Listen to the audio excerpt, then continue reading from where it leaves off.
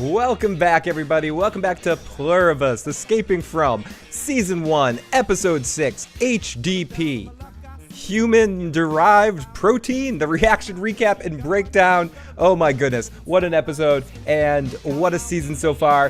For good or for bad, whether you're feeling this, whether you're not, it's going to be a lot of fun to break down this episode. And of course, I'm not alone. This week, we have back with us the one and only Joe Dirty Locks. Welcome to the show, Joe. How you doing tonight? I'm good, man. I'm a little sick, but you know. Yeah, can't stop you from getting out here to make sure you either become one of us or pour cold gasoline over everyone's head. I'm just gonna say cold gasoline because you might light a flame to the way people are feeling, but we'll get into it. We've missed Joe for a couple weeks, but he is back, and I'm also not alone. We of course have the live mother blippin' chat. We've got Lindis, we got Haymaker, we got Samuel, we got so many other friends that are popping on in here, popping in and out. And if you haven't joined us for one of these and you're watching right now, please hit the like button, hit the subscribe button, share this crap out with anyone you can so as many people can pop on in here and talk about this episode and join us every week here at 10:30 p.m. Eastern time after the episode immediately drops. Like, we're the crazy ones that wait for the second for the episode to drop and then just watch it and come out here and talk about it. So let's not waste any more time. Well, hey, Joe. Hey, Joe, welcome back. What are your thoughts on the last couple of episodes, and what are your thoughts on tonight's episode coming up? Are you still feeling a little off about the show, or are you more drinking the Kool-Aid? I'm still not there. This was probably the best of the episodes. But, you know... So for you, it's not so much something that's deriving a lot of anger or rage, or something that you're necessarily not anymore. I'm past that. You're to your apathetic phase. Yeah, the last two episodes, I was just like, okay, I don't really have. I'm now just watching it so I can be here. Fair enough. Fair enough. Fair enough. No, that's I appreciate that. I mean, not every show is going to connect with every single person, and we've been through that before. I don't think this is a situation where you're personally, and this is the point, like picking up your Joe cheeks and spreading them across this. You're just like, I can't see this. You're having trouble glopping on to caring about anything or anybody that's going on here. It's a little. Here's the thing. So you don't find it as funny as I do, you know. I'm almost starting to laugh at like her picking up the phone and hearing Hamlin's voice again. But it begs the question why she wouldn't have already, like, she's obviously very frustrated by hearing that. And she keeps barking out commands. But the second time you fucking heard that message, wouldn't you be like, change the fucking message? Don't leave a message. I don't need a voice. Just play the fucking beep. Yes, like, or I'd be hitting 0 over and over again, right? Like, to get the beep immediately. Like, there's no point. Like, so the comedy is lost on me because it doesn't fit with her either, being how she is in everything else. Fair. It's not part of her character to tolerate that, and that is another one of those things that I'm like. So I don't find it funny. I find it to be a character flaw in the writing of the character, because you've made her so matter of fact. She can't stand to deal with anything undone, but this she'll let keep going, right? Like, there's a lot of things that I think they got the writing wrong on. They're like, we've seen one pack of wolves, really? Like, there would be a lot of wild and domestic animals still on. They did mention that. They did mention that in tonight's episodes. I'm saying like that there's millions of them, so that is right, worth. And insufficiently get the point across. Like it's not just one pack of wolves. Like, there are lots of fucking wild. You saw how quick they came back for COVID. Like, so much so that for years now we've had coyotes running the streets around our neighborhoods. Right, like they were around, but they weren't on in this area, right? Like, you'd have to travel 50 miles from here. Now they're here and they're on the street. They'll run through your fucking trash barrel and look at you and wink. Now, Joe, Joe, I understand everything you're saying. Switchblade on you. I understand everything you're saying, and you can take me beat for beat tonight as much as you can hold together. And Joe trying hard to pull the rant there, but he's sick. It's like you're trying to, Superman's trying to, but the kryptonite's holding up there a little bit. But ultimately, well, at this point, I feel like I'm punching a paper bag, Phil. Fair enough. I don't really need to throw up that much because the show is speaking for itself. No, exactly. It's speaking for itself and its greatness. See, this is a perfect. No, you talked. My turn. This is a perfect example of a situation where we could not be more opposite in our opinions of this series. I cannot get enough of this. I find it wonderfully fleshed out. I don't find the writing bad. I find the writing hilarious in a dark comedy way. I feel like people are so uptight with exactism, uptight with exactisms that they can't enjoy dark comedy sometimes anymore. You're like, putting out, this wouldn't really happen. This would really happen. You want to see some funny dark comedy? Watch Banshees of Inisherin. Like, we're not talking about that show right now. Funny and sad. That's a movie. It's funny. It's and sad, I find the same. And I find the same level of emotion through this. But anyways, we'll get into this. You can break apart all my opinions as we go through this point for point. But we're going to go through this episode point for point and talk about everything that happened here and see if we can warm Joe's Grinch-like heart on this Christmas time series here. But let's jump in the live chat a little bit and get a few comments here. We got Lucian Scannon that says just finished the episode, great to see you. We got Critch in the live chat, haven't seen Critch in a while. Solvent Green is people they can't kill, but they can collect dead meat, prepare nutritious fluid-filled milk cartons. Haymaker. Yeah, and I don't know why I didn't feel like that's what it was. It was just like the people that were dying, they're just going to eat them until it makes the most logical sense. Like, yeah, no, the entire population will be diminished to nothing, if not dead, within 10 years. Like, if they can't, like, or damn close to it. Joe, eventually they'll be, the numbers of human will be small enough that they can be concentrated in such a localized area that they won't have to worry about anything past, like, growing the fruits that fall on the ground and eating that shit. That's the part of this series that it's hard for me not to think that you find some satisfaction with. They don't waste a lot of time with telling us things like that, even though some of those things are obvious. I mean, that was obvious to me. I've been saying it since the beginning. It's only been, but it's been 6 episodes. But they actually say it in the show. That's more than half. Half the first season. Yes. Half the first season, Phil. 6 episodes. I'm being generous. I don't even know if this fucking shit goes to 10. 9. Like it's not. Yeah. See, so it's 2/3. It's 2/3 of the fucking season, and they finally tell the audience what they've been kind of dancing around. But they've told us a lot of stuff. But we already knew. They treat us so poorly. They treat us as poorly as they treat Carol, and having to point out that they said, "Oh no. They said it would be ideally we'd be vegetarians." What fucking viewer of this guy's shit is not paying attention to every That's the point. They fucking said. That's the point, though, that they're putting all that in so that if you pay attention, you know what's coming in the future. Same with the bodies thing. They already showed the milk trucks picking up bodies to kind of foreshadow that stuff that was happening. So for a writer, that's awesome. You litter that in and you give the clues for people to be able to pick it up before you actually show it. And you don't have to do a weird big cliffhanger where you worry about what this magic thing is. You actually know what it's going to be. And it's how you do it, not what it is. And how they did it tonight was fucking awesome. She's a fucking writer, Phil. She is a writer. It has nothing to do with the show. Thank you. She's a fucking writer. We're not. We're not writers. We see the fucking cherries being dropped. We see what they're doing. We were here fucking 4 episodes ago as soon as they said, ideally. And that's what makes it fun for me as a viewer. And that's what you don't like as a viewer. Writer. She's a fucking writer. So much. What's that have to do with us watching it? In this episode, she says to the guy earlier in this episode, "Oh, what? Robots? I couldn't think of that. I got that kind of shit for days because I'm a fucking writer." But she can't put any of this other shit together. She is putting it together. She within these last couple of episodes that you have said that nothing happened. She found out that there's a cure. She found out that they're eating people.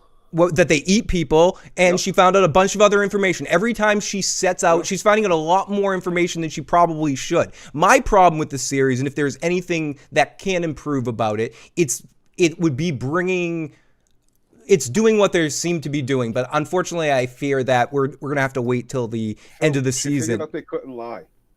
She did. She figured out they couldn't lie, and she used that against them in a tactical and asked fashion. them fucking nothing. She asked them if there's a cure, and she found out there was a cure through that. That's not nothing, Joe. One question. She asked them many questions. What are you guys eating? She didn't realize that at the time, and then once she figured it out, there's a million fucking. That wasn't a big secret, though, obviously, because John Cena just slapped it across our face. John Cena. Yeah, John Cena showed up and told us all what was going on. And I'm sorry that you don't have enough love in your soul to find that funny, because that was fucking hilarious. But okay, it was hilarious.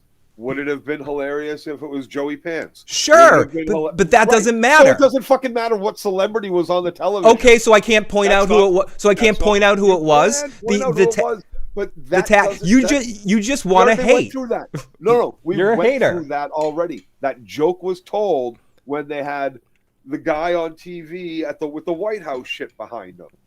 That joke is told. That joke is been laughed at. It's not even a joke, though. It's just a part of this world. Then why there should be celebrities around? This dude is the kind of guy that would hang out with John Cena. So John Cena's there. John Cena doesn't talk to him about himself in the third fucking person. First off, so that's not John Cena. It is. John it Cena's isn't a fucking bitch. It isn't. Even I know. Carol. No, his mom. No, that dude. That dude's mom's a bitch. Carol is not going to handle any of this. But Carol gave them 11 more bodies to eat. Carol is great. The rat played dead to infect everyone. That was wild as well. The hive mind practices. Joe, I understand that you have no love in your soul. Like I said, this was the best episode. This was the best episode. I think every episode has been equal quality. That's my point. I think every episode has been building on each episode, opening up this world a little bit, seeing it from her perspective, watching her. I like that she's a comedic kind of character, that dark, crazy things, that she's almost a Charlie Brown-like character at times through all of this. I find it hilarious. Obviously, the cinematography and the sound. I'm almost forget all of that. We know all that's awesome. That's not going to be bad. I feel like the science fiction fantasy aspects of this, or whatever the hell's going on in this world, there's a lot of room for interpretation, but I don't think you're giving her enough credit, or the show enough credit, for actually giving us answers for some of these things that they're doing within these few episodes. It's not like she's discovering nothing, or we're discovering nothing about this world. We're discovering a lot about what these things can do, what their limits are, and I think that's important before you can kind of get into a deeper story in it. You have to set up all the elements of the universe, and I think, unfortunately, in modern television and the way it's set up, this first season is going to be all of this shit. And then at the end of this first season, dude from Paraguay is going to show up, and that's when our story is really going to start. I think he's going to show up. I was feeling like he was probably going to show up. They were going to drive past each other and do like a look over their shoulder. Wait, that's weird. One car after 600 miles of nothing, I think he's coming at the end of the season. I think. Yeah, I find it to be moving very slow. I find her stumbling around to be not funny. I feel like, for as seriously as she's taking this situation, she is not taking it seriously at all. Because yes, I need to try the sodium pentothal before I give her Lord knows how much in her fucking IV tube. Oh, dude, this is how I know you're I wish you could have more fun, Joe, sometimes, because that scene was hilarious. That was the best scene of the scene. That was amazing. When she's that Zosha, why are you gonna be so stupid and fuckable? I'm sorry, I found that to be fucking pure television gold. I loved every second of that. I didn't. I found it to be. This is waste of your time. I understand that, but it's, for me, that is the show. That scene encompasses what I love about the show. That they're taking the time to indulge in a moment like that, in what I find to be eye candy, ear candy, emotional candy for characters, for learning who she is and getting some real subconscious desires of who Carol is as a person beyond her gruff bullshit exterior that she's. I feel like we got so much. We got her on truth serum, for fuck's sake. we watched her stumble around a room. We didn't get anything from her. Yeah, we admitted how she really feels about Zosha and how the aliens ultimately tapped into her psyche by tapping into exactly the kind of person that she would actually really want. And how that showed why she saved her on the plane, why she is emotionally going to break down for Zosha later in the series, and it comes and ultimately break her down. She already did multiple times and kind of tried to break her out, all because of that. And we learned more about that through the scene where she got plugged. I think you're bored and you're not noticing what's going on enough because you're bored. I think you got rose-colored glasses on, and you can't actually see what's in front of your fucking face. Fair. See it in red because of the rose glasses. You can't see the red flags, Phil, because the glasses lens. Joe, all the flags are red when you have rose-colored glasses. Now we got a super chat donation from the one and only VF Warlord Forever. Great to see you guys rock. This show is great. The acting was good. I didn't even eat any of my snacks, and it had some side boob. Let's fucking go. Let's go. Let's get into this. Boob. Yeah. In the hot tub orgy scene, we got a little side boob. We definitely got side butthole. I'm not sure if we got granny panties. We got that again. That was hilarious. Right when it was about to happen, the granny is about to take off all her clothes. It stops, and then everyone's like, "We need to leave now." That wasn't hilarious. To me, that was funny. Again, this is where we've avoided over the years talking too much. I'll remember that next time I'm about to pull out my fucking panties, Phil. Reality, and then I'm just gonna leave you there in the hot tub. See, here we go with this realism fetish that you have, Joe. This doesn't have to be real life. That was funny. That was honestly, that was funny. There was some funny moments and I even thought the whole setup of her being like, I gotta tell you, you're gonna watch this video, you're gonna be really horrified, you're gonna see all these, and the guy just goes, what, you mean that they're eating people? Yeah, that's disturbing. It's all of that sort of tone, Joe, to me is the slice of life, the enjoyment of the series, where I can sort of understand some people's complaints of it, and obviously everyone can have complaints. You're not feeling it, whatever. But do you feel like for you something like this, because you were feeling it in the first hour, this is a Twilight Zone Black Mirror episode for you that shouldn't have gone past an hour, and it's hanging past its welcome time for you? Would you say that's a proper way of describing it? I feel like so. What would you rather? I would rather be watching the guy, from Uruguay guy. Yes, Paraguay and I think that wherever he's from, wherever they said he's from, I don't remember. Where that dude, I would rather be watching him sit fucking silently and go through shit and just walk around and like look at the cabrona and be like, fuck yo, because he's more doing what you would imagine would be. Yes and no. Yes and like me, yes and no. Because also, I would also rather be watching fucking Mr. Westgate. Okay, you're telling me. See, I wonder a lot of times.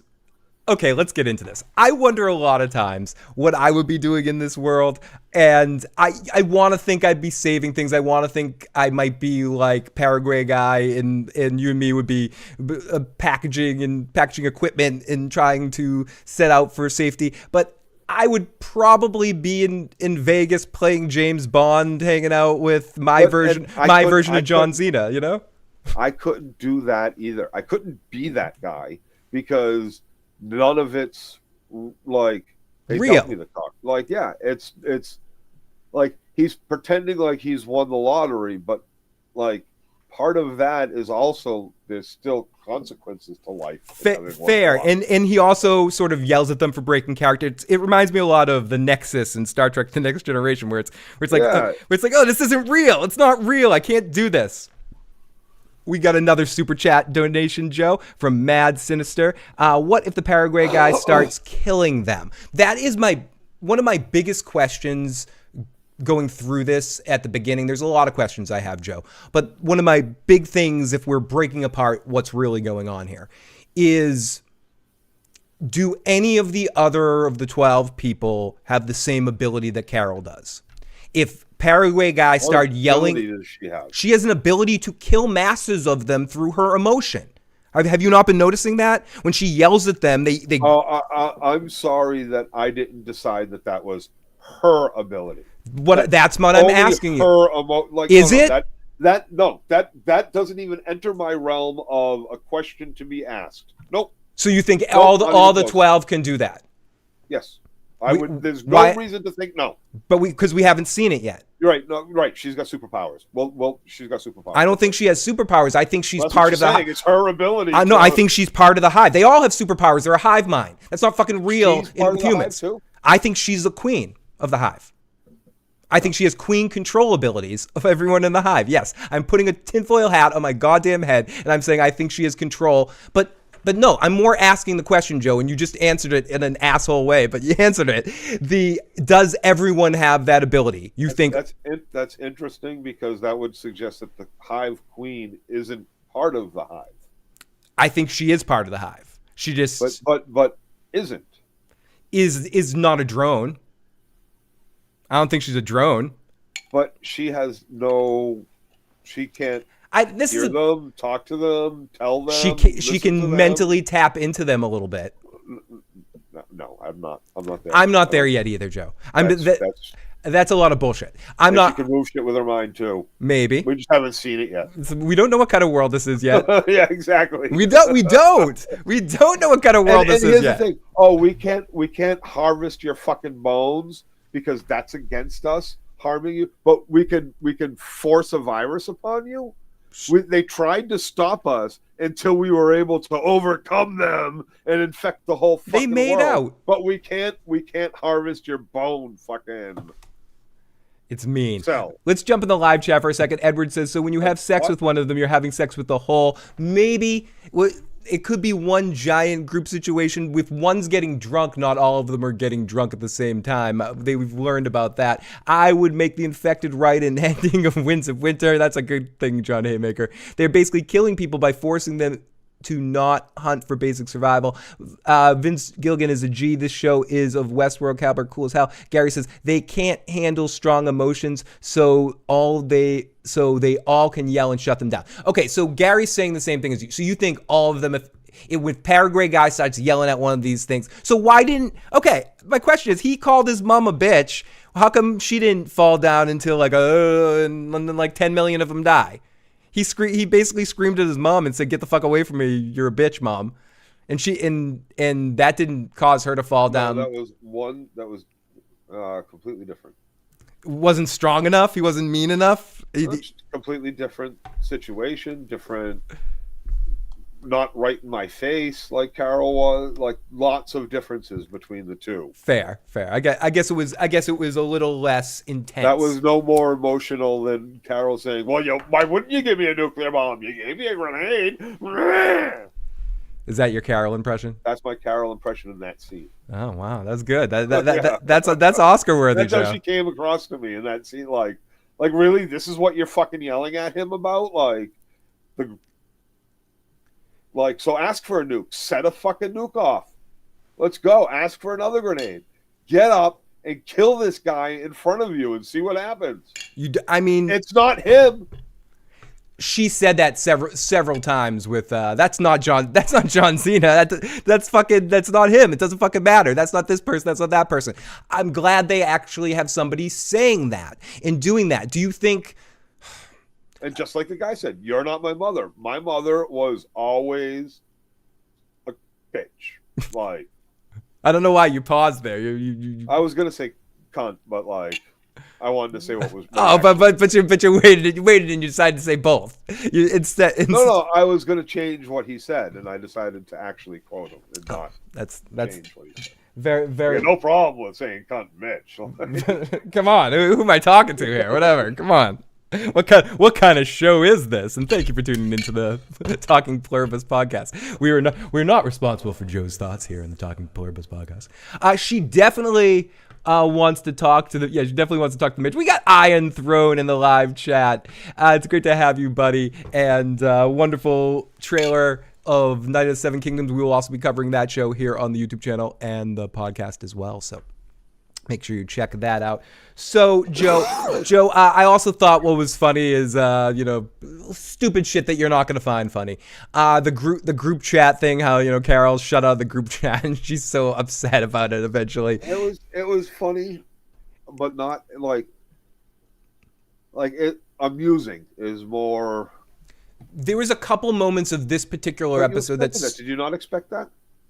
Oh, I mean, I expect it, but part of being great and something being delivered awesome, and you can think I'm drinking Kool-Aid and seeing things through rose-colored glasses, but it's calling your shots and still doing it wonderful. And you knew what was going to happen. I just thought the scene was done well, and seeing her uptightness and being that kind of person that's pushing people away but really needs people. I think she's delivering that kind of performance very effectively through the material that, to your point, is unbelievable. She's acting to me like a real character, not a human, a character in some really crazy extreme circumstances. No, her response to that was right in the aspect of it's like she was like, oh well, of course the non-English, the people I didn't invite, well they're not. Yeah, oh no, I get that.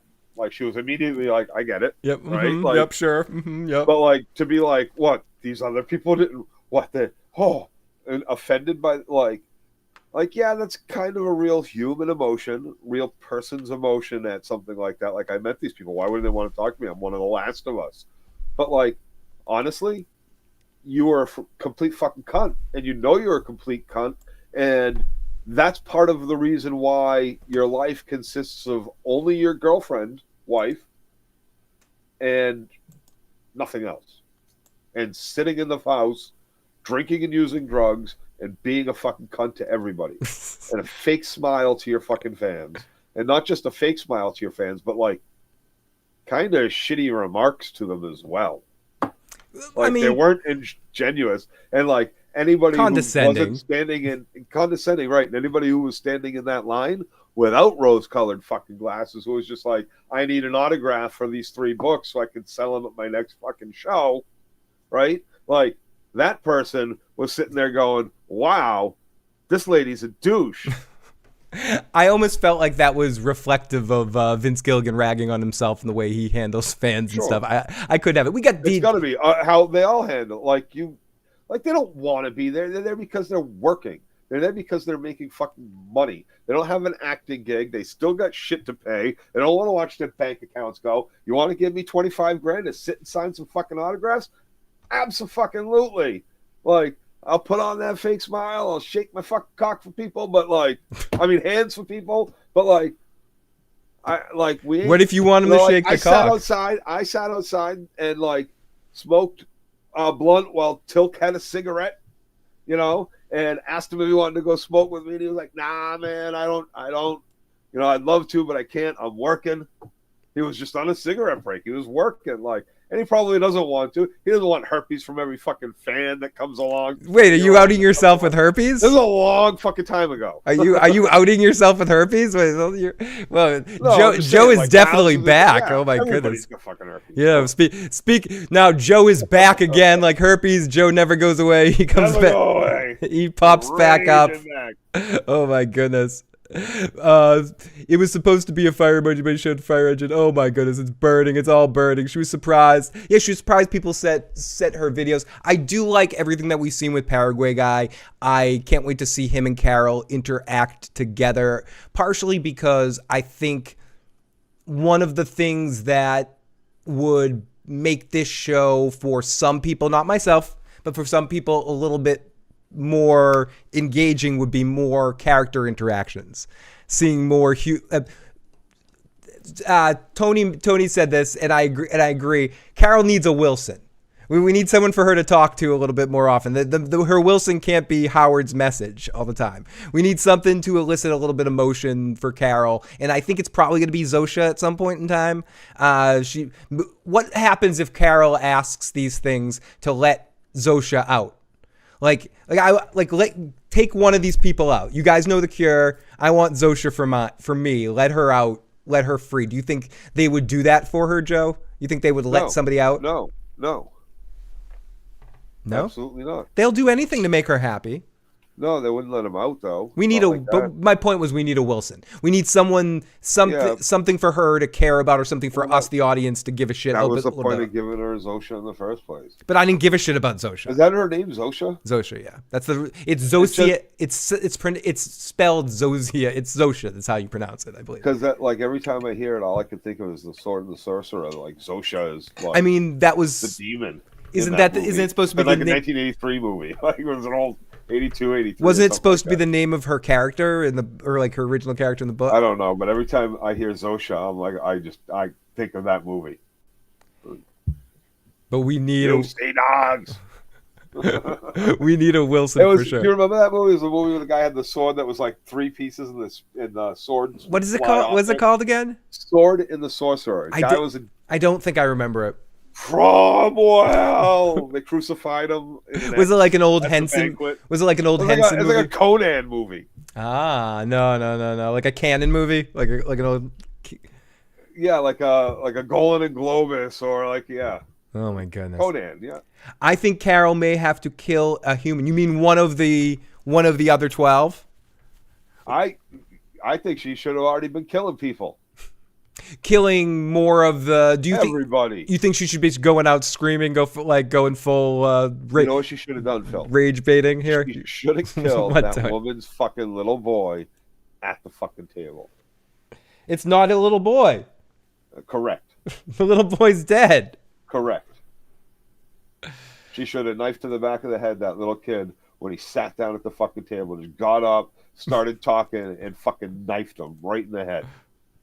They're all gonna die anyway. They're all gonna die anyway. They're all gonna die anyway in 10 years. Okay, so and the other thing that we found out in this episode that was relatively important, and this is where, again, I'll argue that they actually are giving us a lot more information in this first season about different stuff. They found a way to convert them, to turn them into that, to bring them into the hive, but they have to harvest their stem cells in an invasive surgery, but they can't do the surgery without getting their permission. How long does that hold up? That they have to get their permission? How long before they just hold Carol down and do it? I mean, and they're not happy about it. We also found out that they have some, they're not happy about this situation because Mr. DiBiase or whatever his name is whispering in the ear. He's truly in love with one of these things, so she tells him everything that's happening. He's locked in, and he politely denied or said he doesn't want to jump into the hive. So I mean, we did find more information about how they did find a cure for Carol, and Carol's like, no fucking way, I don't want that, stay away from it altogether. So I wonder if there'll be any more development on that, if there's any way of they're going to try to figure a way to circumvent. They just won't take it from her hip. They're going to have to find another way to do. Did they good point, Joe? Did they specifically word it like we will not take your hip or something like that? No stem cells will be collected from your body. Quotes, right? What about from fertility clinics? Right. What if they figure? What about blood samples that were taken from the doctor's office? I don't know if there are stem cells in any blood samples. Probably. Yeah, I'm not smart enough to know that stuff. But what if they can figure out a way to do it with somebody else's? Did she ever have bone marrow samples taken? Did she ever have There's lots of things that get taken that once they're taken, they don't belong to you anymore. Yep. Like your DNA belongs. Yours specifically, Phil. Your DNA belongs to a company. What company? I don't want to really get into your medical history. Oh, okay. Yes. I know that. I actually gave some of my DNA to a company. Yeah. Right, sure. And they own your DNA now. It is theirs unless you gave it to someone else beforehand. It is theirs. I've been giving my DNA to lots of people for years, Joe. Oh, I know. Anyone that will take it. Anyone will take my damn DNA, Joe. They can have it. They can have it. You can beg me for it, please. I'll go to the West. Yeah, it's been a very lonely weekend here. Come on, a very lonely year. This dude's been Dude, he's been Are you dropping going to the? loads on all of them. Are you Like, going what? to the Westgate, Joe? If you could pick any casino to run the No, whole. you're right. Like Caesar's Palace with the fountains out front. I feel like You chose the Westgate, and fucking where is that? Like, is that out? That's in Henderson. Is that even in Vegas? Yeah, Like, yeah. I mean, come on. Aren't you picking like the what's one of those brand new ones? Like, but anyways, yeah. I'm picking one of these. no, but if you're fucking Apple Plus, you ain't paying for it Right. for the movie. I was gonna say that if you're the Pluribus team, you're picking whichever one. You ain't paying the Vegas fee Yeah. for fucking filming down Sunset It's or do you know filming why, down Joe? Las Vegas Boulevard. It's because no one's in the Westgate, so they have that place empty. Exactly. You know, it was already empty. It's already empty. They weren't blocking that off. That's the Westgate on a Tuesday. You know they don't give a fuck. Sorry, Westgate. We'll totally take free passes. We'll come and stay at your hotel. And how do you walk out of the Westgate, see those 7 fucking cars there, and still get into that fucking cop car? I mean, yeah, it's probably a lot more comfortable. She's but got the shotgun in there. Yeah, oh, it does have a special place. Like you don't have to put it on the seat. Yeah, you got the little locking around. shotgun mechanism situation. I guess, and the lights to get through traffic. Exactly. You know, come on. You know, I wouldn't want to drive one of those ridiculosities and stuff like that. They can't hurt him. That's why they need to be okay with them. It's not just a simple kiss. See, I'm sorry, Phil. No, go for it. What? Jay, this is me from the chat. I absolutely agree with you. That's the kind of shit. Like she even says, "I'm a writer. I got these ideas for fucking days." But like, she hears this stem cell shit, and she has no fucking idea that you can get. Like, just because this schmuck next to me said they can only get it from your hip, there's plenty of places to get fucking stem cells from. And like, they just said they wouldn't harvest them from your body. How she doesn't put that together? How this writer, who is like, I guess, very mediocre apparently, either way, like, You've heard her book. She sucks. Right, I know. But like, even still, like, the audience here is able to put this shit together right away. Like, we're God. For her not to be able to, I know we have the eye of God going on. I understand that, but no, we're not in it, Joe. Again, I don't. They've put us in it because they've only showed us her perspective. No, we Paraguay's and the South American guy's perspective. Yeah, Paraguay's guys. And Westgate's perspective for a few minutes, but like they're not showing us macro perspective, right? So like essentially we are an eye of God, but we're more of it like an eye on the like a fly on the wall of Carol. We're less like a fly on the wall and more just like their avatars in a way or something. Like I don't know how to explain it. I don't know the right terminology for it. But like, do you know why? Because it's unique. Because do you know what? No, Joe. We're not getting more than her, is what I'm saying. We're not getting more than what she's. Yes, yes. Thank you, Joe. And that's why this show is unique and awesome. It reminds me a little bit of, and you're. This is not going to be a good comparison for you, but because the show isn't like that. But in the way that in Lost, in the first season, you just focused on like the small group that was in this one part of the island, and they didn't know all this other shit that was going on in the island because you're so centrally focused on them. And then as every season went on, and this isn't about Lost being good or bad, then as every season went on, you learned more about it and you learned how small and insignificant your focus was on what was going on. And I feel like this show is a little bit like that as we meet more people, as more people group with Carol and eventually Paraguay guy, I think more people are going to not be in on this. It's not just 11 people. Some people might pop out. They might be able to break some people out. There might be some faction shit going on between people that want to go out, want to go in. I think you're underestimating the places this can go, and it's going slow like this for a reason. And the slowness like this for a reason is one thing, but it's another thing to intentionally make your main character stupid. No, it's intentionally to make her so unhappily grumpy and curmudgeon-y that I don't think they've done well. That the goal of this series is to take the line, the tagline is to take the unhappiest person in the world or one of the most unhappiest people in the world or miserable person in the world needs to save the world from happiness. You know why she's the most miserable person in the world, Phil? Why is that? Because she's one of 12 people. Do you think Like, that's the reason? I don't think she was anywhere close to being the most miserable or saddest or depressed or any of those things. But she was someone, and they showed us already by showing her up at the North Pole, Barely. seeing the Northern Lights in the ice bed in the $10,000 room. Yeah. That ice even beds, ice castles are not paradise for most people, Phil. I mean, it wouldn't be for me, but seeing that would be, it's a beautiful sight. Not if you're freezing your fucking balls off. From some people, that's she doesn't misery, have balls. Not beauty. She doesn't have balls. Okay, whatever. Like, that's misery, not beauty. Like there's a Key and Peele skit, right, where they go hunting and they're getting in bed at the night. Peele's like, yo, dude, just so you know, I talk in my sleep, so if you hear anything, wake me up. And he's like, all right. And they go to bed, and he's like, you bald motherfucker, you piece of shit, know-it-all. Take me fucking camping. It'll be fun. He's like, dude, I think you see. He's like, I ain't asleep yet. Camping is not fun. Ledness says, eventually they're going to find a way to do it without their consent. I think so too, Ledness. Indian guy said they were upset about it. He did mention that, and I thought that's the first time we found out that they were actually upset in any way, and they've also been upset at what she was doing when she breaks Zosha out. She says her thoughts in writing sucks. Iron Throne lost. Boom! Don't open the hatch. The numbers are bad. Don't say anything about those numbers, John Haymaker. Misery does love company. Company? I'm company all over her freezing tits. What are you talking about, Haymaker? Thisby says, I could see the season finale being Carol and Manos meeting each other, and season 2 has Carol changing into the join because her stem cells right before Manos find a cure.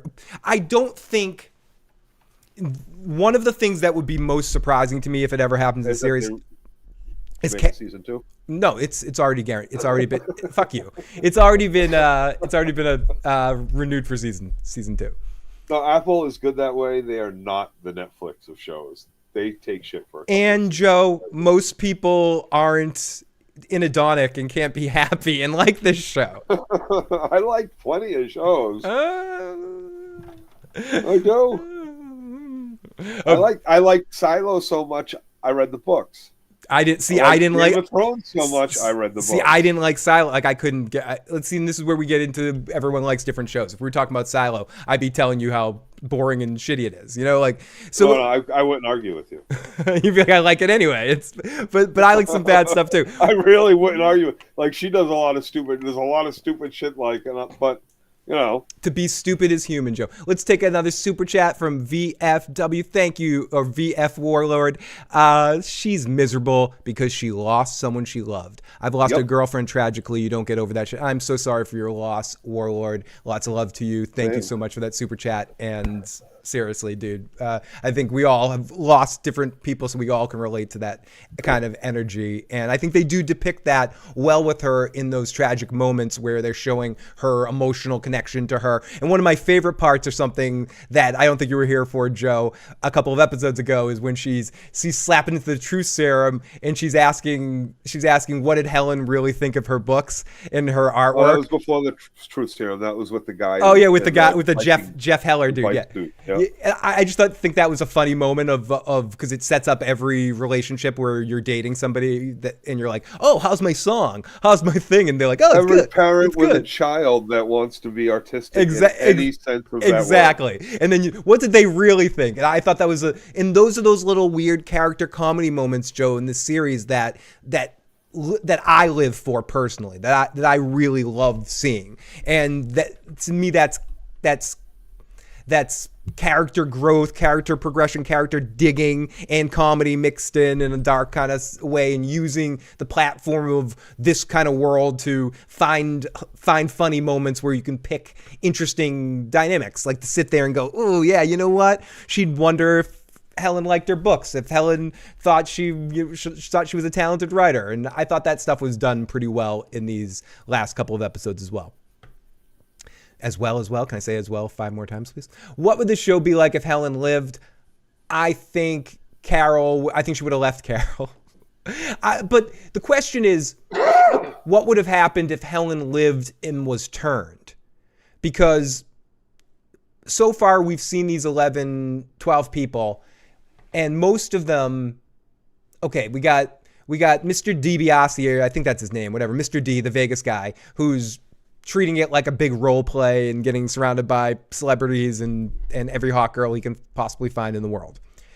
Then we have everyone else that has a family member that has turned, and they're kind of like tapped into pretending that their family dynamic still exists. Indian woman with her kids, I think a couple of other people, husband and wife, couple here and there that, you know, they're pretending nothing really happened or trying to do that. And then we have Carol and Mano, whatever his name is, the guy, the dude, the Paraguay guy.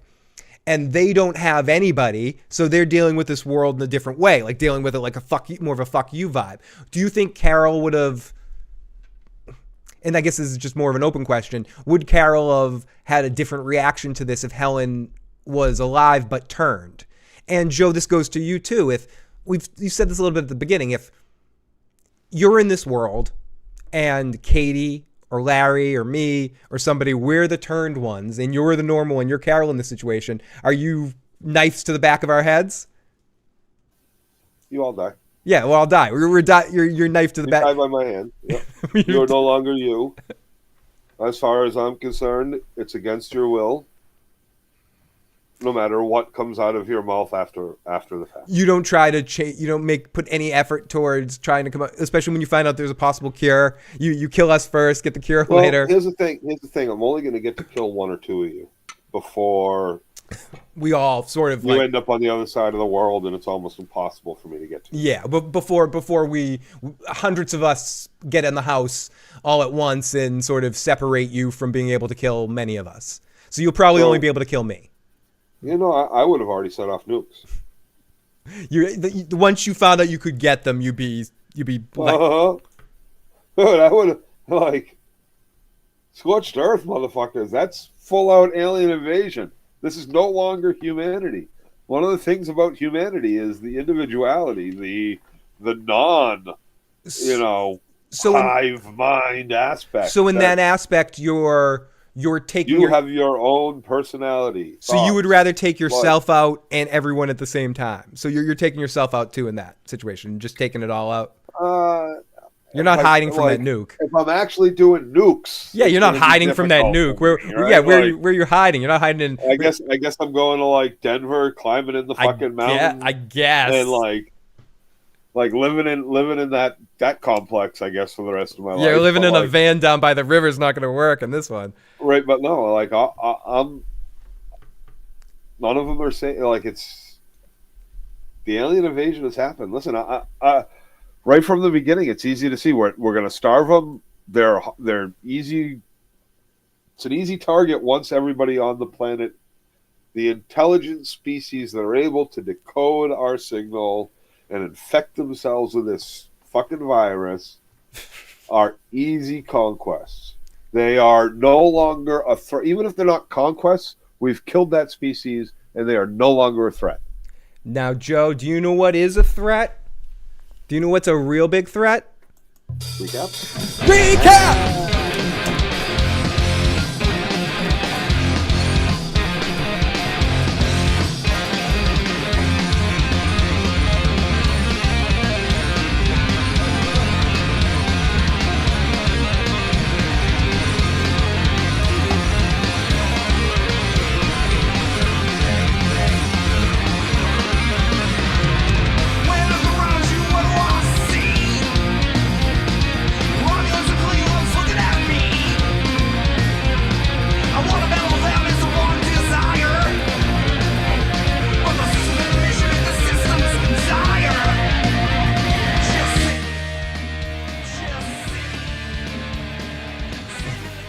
Sorry, dog. I didn't mean to wake you up, honey. I'm sorry. Whew. Time for that recap, Joe. Woo! Oh, gosh. All right. Hopefully Kay's going to bring me some Tums and a glass of water in a minute. Okay. Joe needs some help over there. Thank you, Doug. Did you get my text?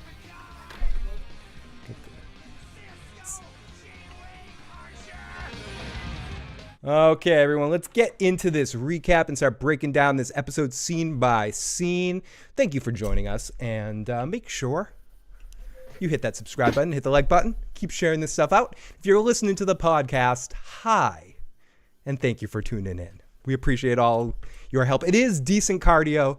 I'm trying not to show how tired I am right now. I'm like, oh my goodness, how am I keep doing that? It's almost 50 years old. I know. I'm trying, Joe. I'm trying to keep going, you know? We got the Joe Mojis in the live chat right now. Thank you so much.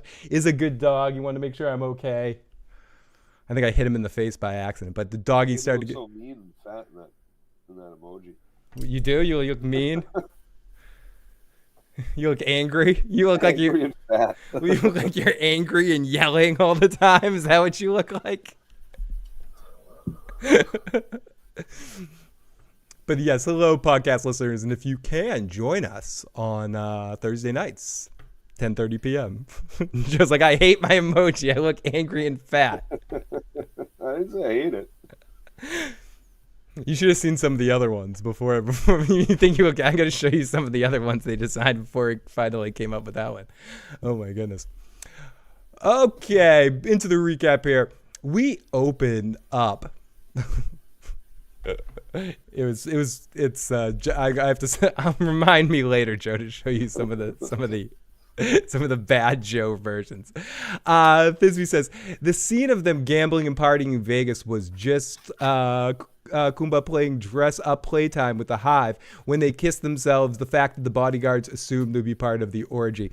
And I do love that he was playing one big giant game of make-believe too, and how he sort of told them to cut out and like stay in character. And we'll get into that in a moment here. So we open up in the aftermath of whatever she saw. And I like how they started out here, not in the moment. I kind of thought we would have to wait till halfway through the episode to find out what happened in the scene, but they kind of got right to it. And we see her running out of the room with a purple tone, and she's grossed out, and she pukes. The puke's also purple. The music's intense, and she heads to the cop car to get the camera, and she runs back in. Then we get the POV Blair Witch style camera as she heads in, and she gives a tour of the warehouse in Albuquerque, and basically it's what most people speculated. There was a lot of speculation on what this was, what was in the box, what was in this situation, what was in this chart. I think it was obvious that it was going to be dead bodies in some way, shape, or form. It's a lot of fun to kind of pull off but I don't think usually Vince in moments like this historically in his shows he doesn't really make it a big what's in the box? What's the mystery box? It's usually obvious what's in the mystery box. It's how it's going to be presented to you. And it was presented in a very uniform way. They're like packaged like butterball turkeys. There's just human parts. And the whole place has all these body parts vacuum sealed. And she talks on the video. She's like, this is a big meat grinder. It's all being cooked and grinded together and packaged, and people are eating and turning it into this powder, and it's gross. So we cut, and she's at home with her disc, and she's going to mail this out to people. And she writes a letter, and she looks around. You can't really see what's on the letter. She starts to pack up and get ready to head out. And this is a good pause, and she grabs her own vacuum and starts vacuuming up all the dust of the human parts that are on her floor. I think that's what she was doing. And she hops. Yeah, it was the powder from the bag. Okay, so it was the human powder. That's what I thought it was, but I wasn't sure. And we don't know if that was human powder or that was the other stuff, because they were taking all the things that were going to be dead soon or rotted soon and putting them in this mix for calories. As we find out later. It's a slurry. It's not just human. Right. But it's a slurry of stuff. It's not. That's a fair point, Joe, and that's a good sort of clarification. It's not. They're not choosing or actively making it a point to eat humans. What they're doing is and we'll get to this a little bit later, they can only eat stuff that has naturally fallen. Human-derived protein. With the human stuff, but I'm saying with everything. Then we get into the stupidity of these fucking things where they can't even pick an apple. Yep. Because that's hurting the plant. But they can milk cows because that's actually relieving. So beneficial to the the cows still need milking, because what we've done to cows is we inject them with so much hormone We tricked their bodies into making them so it would actually be harmful. Pregnant, It would be harmful to them not to be milked. not to be milked, correct. Okay. And eventually those cows won't need to be milked anymore. They can be like genetic out of it or something like that. It'll just over No, repetition. just go back to normal. Go back to normal cows. Let them run free. So Like when you're not forced to be pregnant, fucking 24 your hours a day. whole life. So Haymaker says, I knew they wouldn't waste all that protein. Bone Appetite says Ian. Haymaker also adds, she saw how the sausages were made. The piece says human-derived protein. It would be wasteful not to repurpose those bodies. Absolutely. I mean, it's harmful. That out of all the things that these things are doing, Joe, as gross as this is going to sound, I totally get it. Like, it's smart everything logic. that dies, though. It's everything. Right, like, that's what I'm saying. It's not just everything that dies is going to go into this slurry. Exactly. It's not about human remains. It's about if a tree falls down and apples are on that tree or berries are on that tree, those berries that fell off the tree are going into it with human deer parts and insects and whatever other shit that has protein they can throw in this fucking stuff. It's not about the humans necessarily. They even mention, John Zena mentions it, and I believe them that we don't really like this whole concept of eating people. It's not really our dig, you know. A lot of people are uncomfortable with it, but when it comes down to it, they're more uncomfortable with starving to death tomorrow than starving to death 10 years from now. So do you think the hive mind, just if we're sort of sketching out future events of what they may do because they know that they have 10 years to survive, do they decide to Thanos themselves and snap and kill half their own population of people? Like, can they do that? Can they hurt themselves? No, they can't do it. It's just going to be a natural die-off. It's not going to be like, and every one of them that dies feeds 10 of us for a week. Pick a fucking apple, dumbass. You know what I mean? Like, so, like, their deaths are going to be considered saving the lives of those that are still alive. Right, I guess so, Joe. So we go off to at first. Like, I don't want to eat you, but I want you to eat me to stay alive, Phil. I mean, I don't know if I could eat you, Joe. Right? Like, that's what they're basically saying. Fair. Yeah, I guess. I mean, I think they're just helpless fucking fools and they don't know what to do. They're just like, oh. They're not. Yeah, they are helpless fools. They're infected with a virus that is meant with a very specific purpose of either conquering or killing or stifling the intelligent population on a planet so that they are not a threat when you decide to invade. So you're still on this invasion. Leaving their galaxy. So you're still on this invasion thing, that this thing is leading to a invasion of some sort.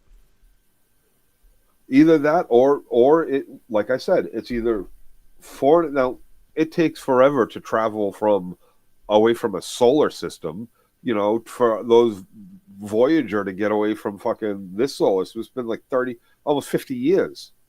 Almost 50 years to get out of the to get from Earth to the interstellar zone. Do you mean with Captain Janeway? Like, no, I mean with the, no, I'm kidding. Voyager, the other one that they sent out. I'm kidding. It took a long time for Janeway too to get back. Your nerd is showing more though. Sorry, it took Janeway a long time to get back with those things, and she had to fuck the Borg over and shit.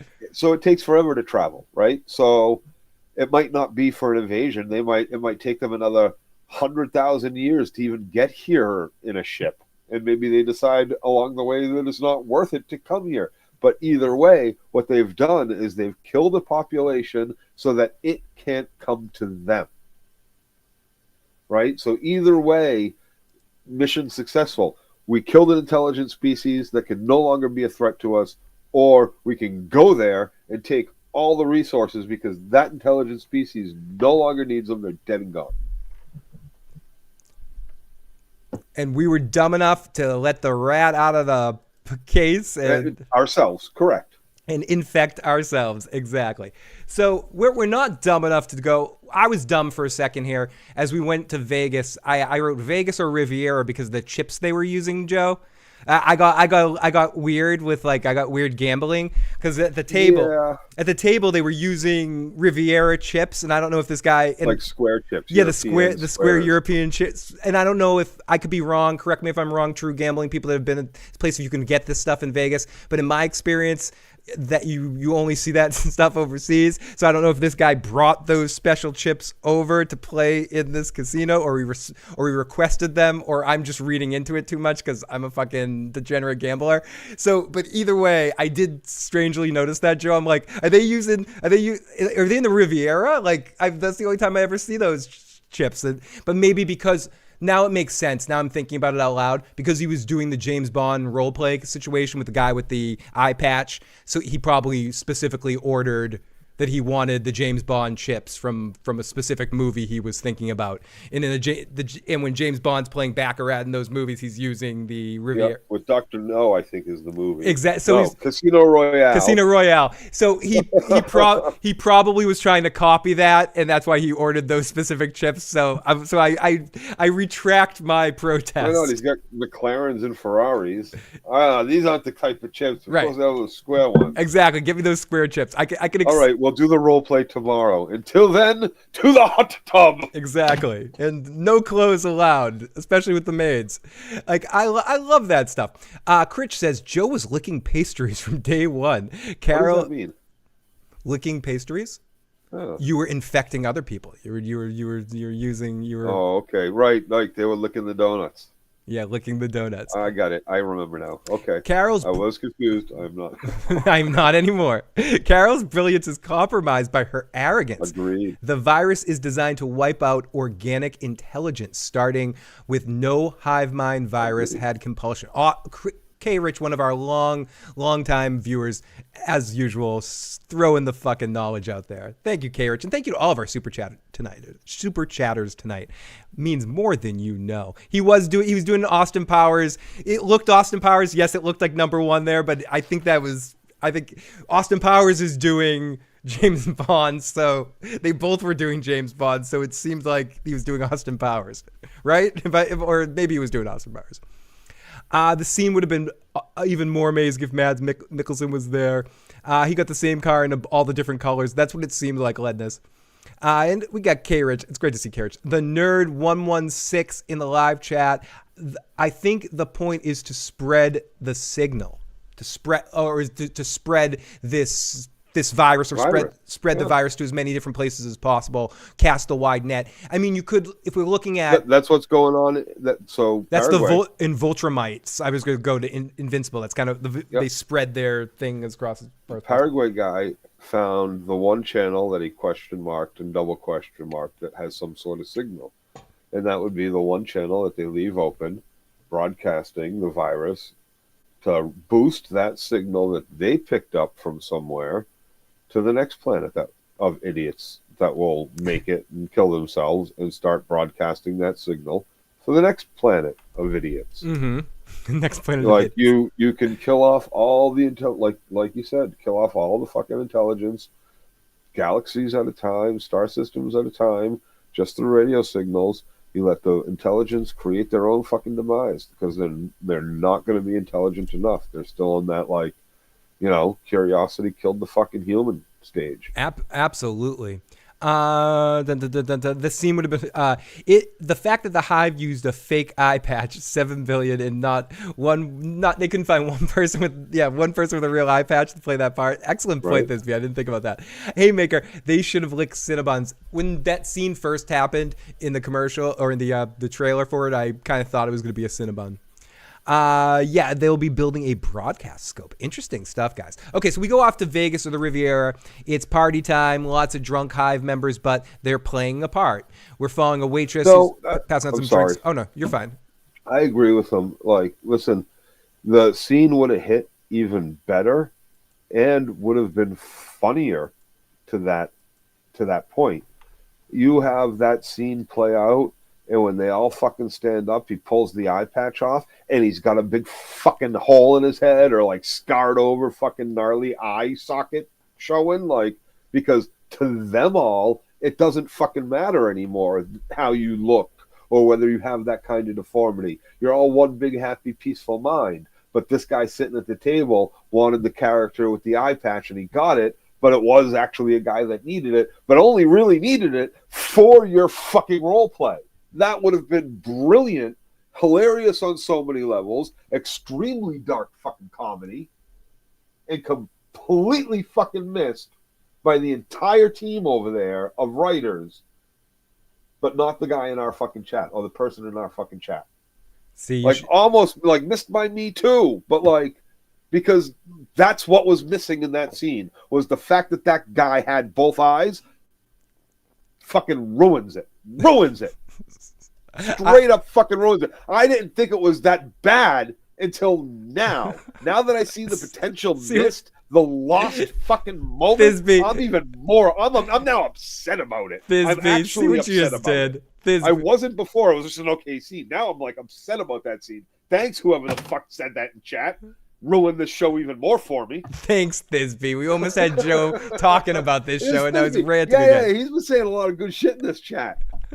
He's got some good. I like this. PJ Donahue says, I regret starting this show. Sonic says, I could easily see Phil playing out a WO007 role play in a Vegas scene. I could absolutely see this stuff. Tape delay Joe rant. Oh my goodness.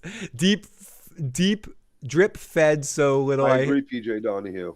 I agree so much. Okay. Drip fed so little movement for not good payoff. We finally found Joe's alt account in the live chat. We go up to two of them. I'm using 3 alt accounts right now, Phil. You are. I got Thisby up, I got PJ Donahue up, and I took over Christian's account for a little You're while typing there. with a different part of your body. Okay, so the waitress is serving some drinks, and we get a cool perspective shot as we go up to piano with it too. Mr. DiBiase or Mr. D, whatever his name is. We see him we've talked about the scene with Eye Patch Guy, number 1, with a bunch of high rollers. The pot is huge. The Eye Patch Guy is all in. Mr. D calls. He's got, Eye Patch Guy's got a straight flush. And then Mr. D pulls out the royal flush. Yep. How lame would that feel if it wasn't real? Like, it feels so lame to me to play money poker. Like, and that's really, you're actually playing. Yep. Like, imagine I if can't you do it. I cannot play money fake poker. I'm just like all in every fucking time. Why not? Yeah, me too. Like 2-7 all in, 3-9 all. I'll re-up the money tomorrow. I don't give a fuck. It doesn't work to practice. It's fucking bullshit. So this is one step worse than that, Joe. It helps bad habits is what it does. It really does. And Joe, this is one step worse than that. This is not. This isn't even playing poker. You're filling out a role playing scene. Has nothing to do with poker. It has everything to do with I won and now I'm going to fuck the 5 ladies and the me. Side note: were they playing 5-card draw? I think they were playing 5-card draw. Yes. Like, for whatever it's worth, I don't care, but I'm just saying. It was definitely 5-card because they each had their own 5 right, cards. And it couldn't have been 5-card stud because they weren't showing any cards. Unless it was. Can you play 5-card stud without the two without them up? No, the cards are shown. Right, so it was 5-card draw. It was 5-card draw. So they're playing middle school poker. Anyway, so whatever. They're playing strip poker. And that is, but which I don't think you can play. I'm sure you can play 5-card poker somewhere in Vegas, but it's not common. Anyways, resistance is futile. You will play our game. We are Joe. You will be assimilated. The whole chat is a biological imperative to become Joe. So they all applaud him for winning the hand, and then Eye Patch Guy claps, and this is where this part was funny to me, Joe. Aside from if he didn't have an eye patch or not, but maybe yes, if he took it off and had a hole in his eye and he was clapping too. But he starts clapping, and this is the part that made me laugh more out loud, literally out loud in the episode. He goes and Mr. D goes, "Stop! Don't break character." He's just like he's like, "Wait, stop!" And then they applaud and he leaves, and it's kind of creepy. As he's walking away, the hive snaps back in and goes into cleanup mode, and that's only creepy once. There is some element to we're seeing the same joke or the same creepy element over and over again. That being said, an empty casino is a pretty creepy thing into itself. Yeah, empty cities, it's always creepy. It always looks a little weird. Yeah, I mean, But what doesn't look a little weird is we flash over to the hot tub in a fun group in the hot tub, and it's a great little visual. We got a little side boob, side butt, side penis, side everything. We have a good hot tub time machine, good fun, and then the maid comes in and she's like, "Can I come in too?" And he's like, "Sure, it's a party." More the merrier. And she half strips and everyone pauses and freezes. Oh, Carol's coming. Yep, and fucking party's over. We all need to leave.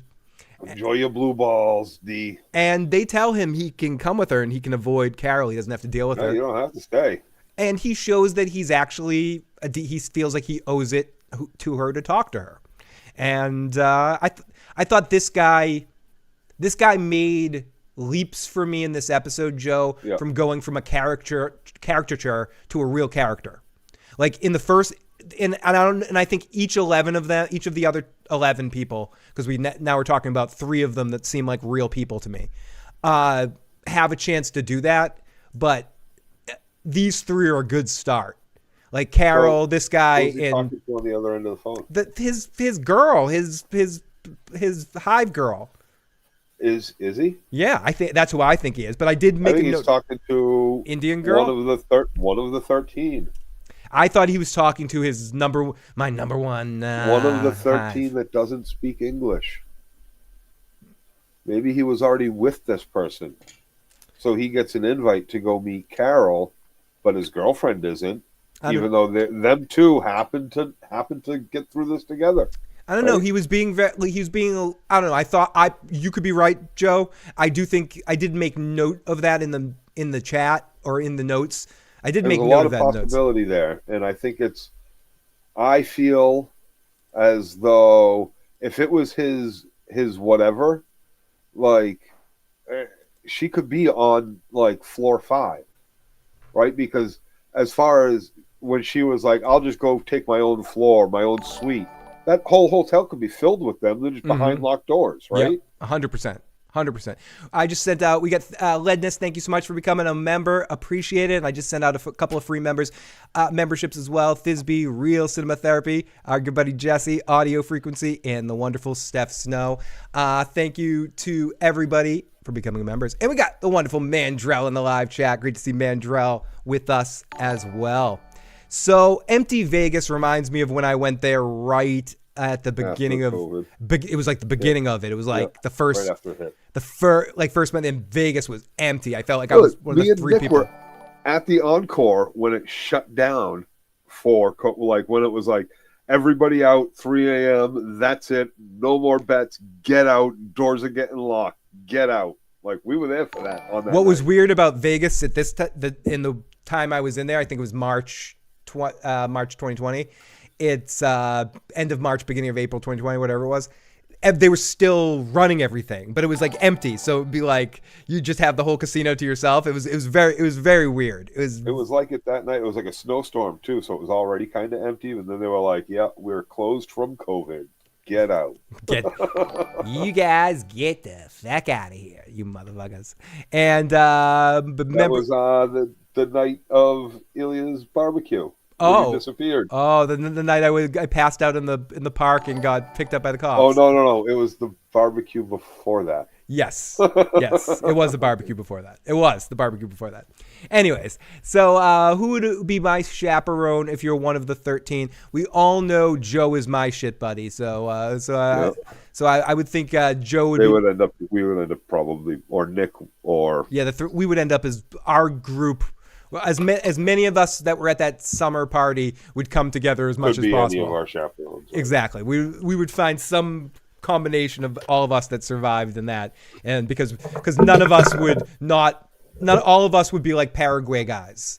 Our whole group would be essentially, yeah. But in fairness, I would also be I can't lie that I wouldn't be a little bit like Mr. DiBiase in Vegas. I would have at least, this is the thing.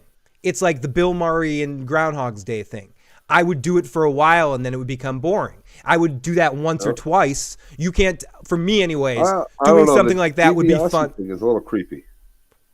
I'm talking about playing the poker, the big role play. Okay, just in the cars and the cars and hanging out and having take me on a jet ride. Yeah, exactly. Take me to I'm driving fire engines this Take week. me to the roller coaster. Take me to Disney World. Take me to Universal, to the Mario rides. I want to go to every single place right here. I want to go hang out with. I want to go sleep in the Queen's bed. Something like that. Whatever. So I want to, have a drink on Deep Space Nine, rebuild Deep Space Nine for me, and let me sit at Quark's bar and have a drink, stupid shit like that. I would definitely be feeding into it. And yeah, maybe I would say, hey, I want to go have a candlelit dinner with Marissa Tomei. I might say that, Joe. Kill me. I'm a little creepy. Yeah, no. So having a dinner with Marissa Tomei is different than, is different. Fair, but I might take it a little further if Marissa's into it.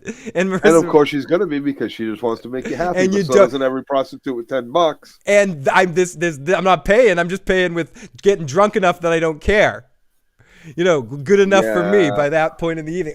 But my point is, even if I did that and went down that road, it would get boring quick. Yeah, of course it would. And after about 1 million dates. Candlelight, after about 1 million candlelight dinners, I might get tired. I might get bored. I'd be bored. Certainly wouldn't be tired. No. Yes, build me a holodeck. Exactly, Sonic. Botched eye surgery. Hello. We'll have to watch the stream later. I still haven't watched it yet, but I appreciate you popping on in botched eye surgery. Means more than you know. Before, after, anytime. It's incredible. And you are very welcome, everyone that is a new member. Very much appreciated. Okay, so she heads to the penthouse up to meet with Mr. D. He does not leave. He welcomes her in. It's kind of a funny moment with the bringing out the television. Excuse me. Very dramatic introduction to the television. Or no, he calls her other videos. She's surprised that they actually sent her videos to them, which sets up what happens later.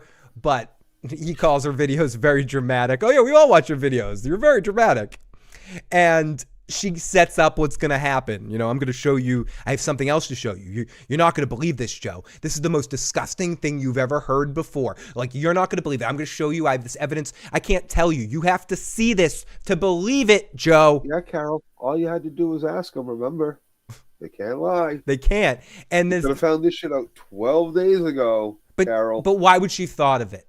Why wouldn't she have? Would you have thought of that immediately? Yes, Phil. I would have been asking them fucking everything. I would have been asking a lot too, but I wouldn't have immediately gone to, are you eating people? I'm sorry. My mind doesn't work like that, Joe. Follow-up question. I'm talking to a fucking so you're a vegetarian? Ideally. Yeah, and I'll just let that glance over and forget that I'm actually talking to someone. And what does that mean, ideally? No. I'm just going to fucking ignore the shit you say because I'm just too traumatized by this whole fucking ordeal. Joe, I'm with you. I am a curmudgeon. I ask questions up the ass. I annoy people with my questions. What I'm saying is, in that line of questioning, I would not rush in any way, shape, or form to, are you eating people? It was already there. You were already there. Not at that point you weren't. There. You were already there having the conversation about what you were eating. It wouldn't, people wouldn't pop in my head. You said to them, it would have. It wouldn't have. You said to them, it popped into my head immediately. And that's why it's been said so many times. And that's why they even brought it back up, because anybody who was paying attention heard ideally, which means no, we're not vegetarians. Thank you for pointing out how good the writing is and something I missed and you picked up. No. Yes, you just did. That's not how good the writing is. That's how poor your attention is. No, I missed one thing. You're missing so much. So I guess both of our attentions suffer sometimes. I'm not missing so much. No, you're missing I'm so seeing, much. I'm seeing the red flags. You don't see anything. And when you're wearing bullshit, when you see red constantly like you do, everything's red. So he doesn't. He's like, I'm not bothered about the other eating people. It's problematic. It's troubling. And let me turn on this video so John Cena can tell you all about it. Hi, everybody. I'm Television's John Cena. Listen, I'm going to talk to you about eating people. There's the Alive situation, right? This has been talked about since that movie You came you out, mean you since mean the before people then. on the mountain, the alive? Yeah, Yeah, yeah. right. That's a true. That's Fine. You don't want to fucking eat people. When you're dead, I'm eating you. that's a true story. True story. Like that. Yeah. Like people will eat. You will be eaten when it comes down to it. Your cat will eat you. Your fucking dog will eat you. No, not Whatever Fido. pet in the house can get to you, but when you fall down dead, if nobody comes to that door fast enough, like what was his name? Fucking Gene Hackman was partially, and his wife, they were partially fucking eaten by their Yeah, dogs. yeah, yeah. That's fucking gross. But you're absolutely right. That was. I definitely remember that being part of it. Okay, so I know you said so what, big deal, John Cena. It could have been any It celebrity, could have been any celebrity, and but that's why, like it that joke being done with the White House thing, like it's cool. I love John Cena. I'm glad I saw him. yeah, I thought he killed this line delivery. He did Yeah, it. He did it very robotic, and the way he explains this about the food and about yep. the animals. Animals need milking. Natural food drops. Basically, we can only eat stuff that naturally drops. We can't eat. We can't pluck plants off of trees, but if they fall, sure, we can eat them. We can't kill animals, but if anything dies, we'll eat them. But what we're mainly going to live off is all the food that's left over right now.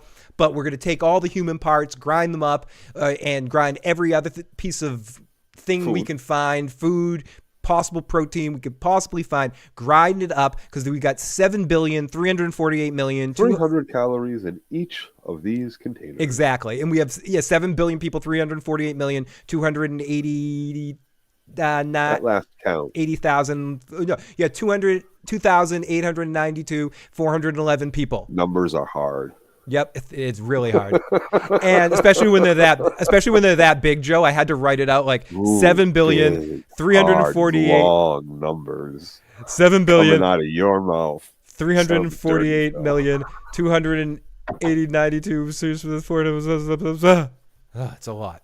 Okay, so the thing is a lot. You just want to hear dirty numbers coming out of my mouth, don't you, Joe? That's what you want to hear. We got a bunch more members. Pika, we got Cool Gamer, we got Badiga Buds. Oh, good Badiga Buds. We got Lan, we got Better Mama 148. Thank you so much, everybody, and thank you for everyone joining us tonight. Okay, so yes, Joe, they have the 411 calories. They're in a caloric deficit, but they can. The funniest line of the whole celebrity cameo thing was somebody John Cena's size needs this many calories, and needs eight of these. Needs 8 of these things a day. But most of these foods, we're going to call it HDP, human-derived proteins. They die naturally. What would you want us to do with it, Carol? Do you want us to bury it like a bunch of fucking sickos? Do you want us to burn it and waste it? No, we're going to use the dead bodies for proper use. And we're not keen on this, Carol, but we have no choice. And we hope this clears up all this mess. And if you need us, leave a voicemail, because we still need our space, Carol. Joe, why do you think they need space? Do you think they're doing it because they think it's what will make Carol happy, or are they doing it because of self-preservation and Carol's killing them? Yes. Both, or the second one? No, the second one. Second one. You think they're actually being they're like, you're killing us until we can find a way to stop you. We have to stay away from you. Yes, because if being around her is gonna cause if they decide that the chance that being around her is going to cause another mass kill, then they don't want to they cannot take the chance to be around. Why not? That's more food. That's doing it on purpose. That's killing on purpose, though. Interesting. See, again, if they believe the chance is less than 50% or 20% or significantly less, where they feel like they might be able to decrease it even further by de-escalating, by talking and things like that, which they were trying, it's still worth it to be around her, I guess. I don't see why it would be worth it for any of them to be around these 12 or 13. Samuel says Carol is toxic. I could see Phil and Joe in the White House arguing pluribus instead of working on policy. I heard John Cena's voice, but I didn't see John Cena. Same Samuel. It was his 300 calorie per carton deficit. He would be skinny Cena. Meat is meat. Everyone has to wear their noise-canceling headphones around Carol. Listening on tape could still set them off. No. That's a good question, Cam. Could one of Carol's voice messages set them off and destroy them? Probably not. It probably has to be some sort of direct attack on them. As far as we know, on the phone doesn't do it. It's only been when she's in person right around them, right? You're muted, Joe. Yeah, no, we don't. Why would you think that? We don't know that. In fact, we're supposed to think exactly the opposite, which is why we're not even going to talk to you on the phone. We will only listen to your message, and if it's not something you need, and if it's to yell and scream at us, I'm sure they might just not listen to it. Yeah, very fair. And Joe, I appreciate the contrarian standpoint. I like that I love this show, and I like that you have issues and break up. That's part of what makes it. Yes, it is fun when we both agree to either hate something or dislike it, but it is fun to kind of go back and forth about this stuff as well. And I don't think, from what I'm hearing, what you're saying, you don't hate everything about this show. This isn't The Walking Dead for you. It's just there's just some problems. You're having some problems here. I feel like there's some lazy writing going on. Fair. I don't feel like I feel like he's taken more of an executive role of the right, like relaxed into, I don't know. I just don't feel, I feel like there's some lazy writing going on. And I feel like there's some intentional writing going on that's going to turn us on our head later. They're putting us into a certain place to switch the game up in a really unique, interesting way. Well, I hope so, because so far I have found nothing. So one of the things I look for in a show is a character that's likable, that I want to actually watch and care about. Yeah, and I have that in this show. And I have it. That's not Carol. And I have it in Carol. I find Carol relatable and likable. Wow. I do. I really do. All right. I find I would be a lot like Carol in this situation. Whether you're like Carol or not is different. I than just whether said or not you like. I Carol. said relatable and likable. I like myself, Joe. I think you do like yourself, and I like you, but I don't think that you would like someone in your life that behaves like Carol. I have plenty of people in my life that behave like Carol. I behave like Carol. I like television characters that I don't necessarily would like in real life. I like Quark. I like Garrett. Yes, I wouldn't want to hang out with those characters in real life. Qualities. And so does Carol. I haven't found one. I have. What? I keep saying them over and over. I'll just point them out in a moment right now. I find her compelling. I find her funny. I find her sardonic. I find her interesting. I find her honest and blunt in some ways. I also find her like comedic and quick-minded and inquisitive in the right way. I also find her emotional and like relatable in the way that her emotions react to certain things. Do you want me to keep going? Yeah, but I don't think those are. You're telling me those things. No. I said, I don't think she embodies any of those things. You don't. I do. Correct. And there lies our biggest divide in our enjoyment in the series. And so I don't like her. I don't find anything good about her. Oh, I like her. I don't find anything compelling about her to want I think she's a mirror for me. To see how she gets out of this next one. That's not how I'm thinking about it. Where she goes next. I think you're too. See, no, I don't think about this show at all like that. Yeah, no, because you can't. Because I could, but that's such a simplistic way of looking at it, Joe. It is. Yeah. It's so cool. It is. You're stuck. Go watch Silo. Come on. Yeah. But anyways, so a week later, blah blah blah blah blah. But I do find those other things too. I do kind of follow her, and I'm excited to see what happens next and see where the next place goes. But that's not so much why I'm invested in her as. I'm invested more of her growth as a character and seeing her journey through this world. Let's get in the live chat. Phil and Carol shipping begins. Absolutely. Let's get I'm Team Kumbaya. Good evening, Nibs. Yes, great movie. The Banshee of the Inisherin most of his movies are. Oh, the movie Joe was talking about before. Love Silo, says Sonic.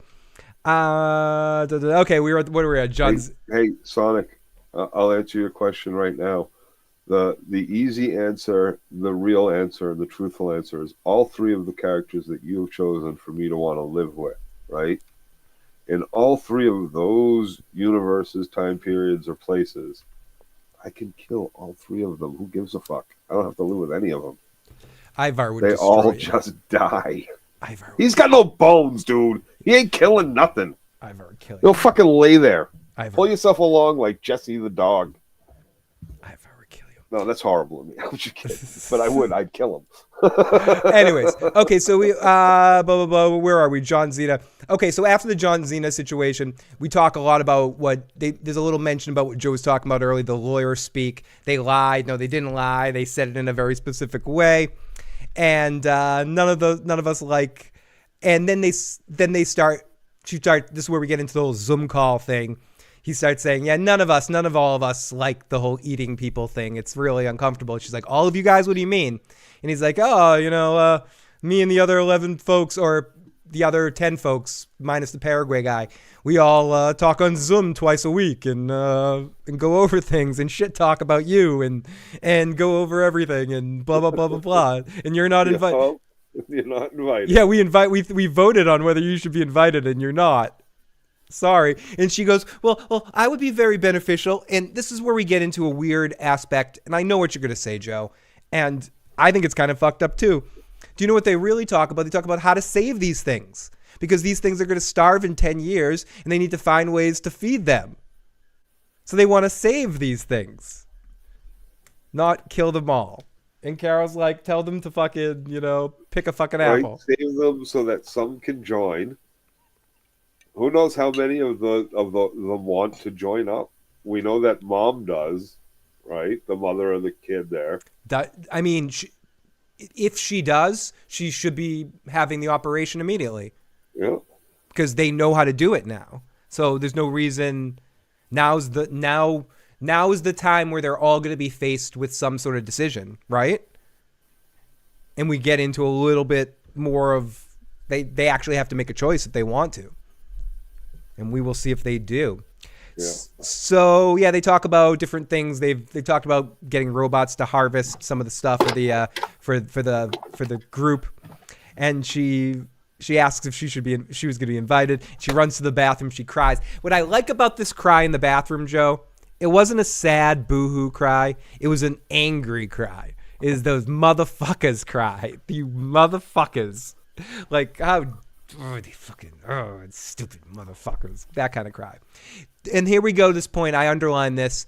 Joe mentioned this earlier. We get the dude on the phone talking to someone about Carol being lonely and how much he misses her and is in love with her and he's all in. Who's he talking to? Is he talking to... I tended to think he was just talking to whoever his number one girl was, the one that said, you can come with me if you want. But you think he might have been talking to one of the other 11? I don't know. Yeah, I do. Or maybe I think he's talking to someone that isn't part of the hive. Isn't part of the hive. Okay. I think he might be talking to Zosha. I could see Phil hosting a Zoom call recap. That did happen. Ultimately, that's what this is. They know that she's lonely. Yep. Zosha knows it. They know for numerous reasons. They know because Helen knew. Right. Exactly. Like they don't need that would seem weird for him to be telling them. They know. Yep. So he finds Carol passed out with her drink and he tucks her in. Mr. D has some conflicted feelings. He's starting to feel a little bored by his role play games and realizing the nothingness of everything he's doing.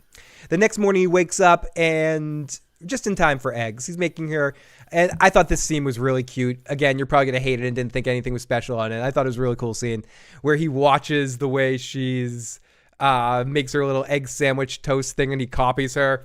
And takes a bite and he's like, that's pretty good too. And she jokes with him. She's like, I'm going to get my own suite and clean up and we can hang out later. It'll be a good time. And And she's like, no, I have to get the fuck out of Vegas. It reminds me of a $1 million light up ashtray.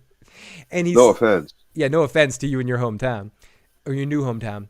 And he says, I'm sure Albuquerque's great.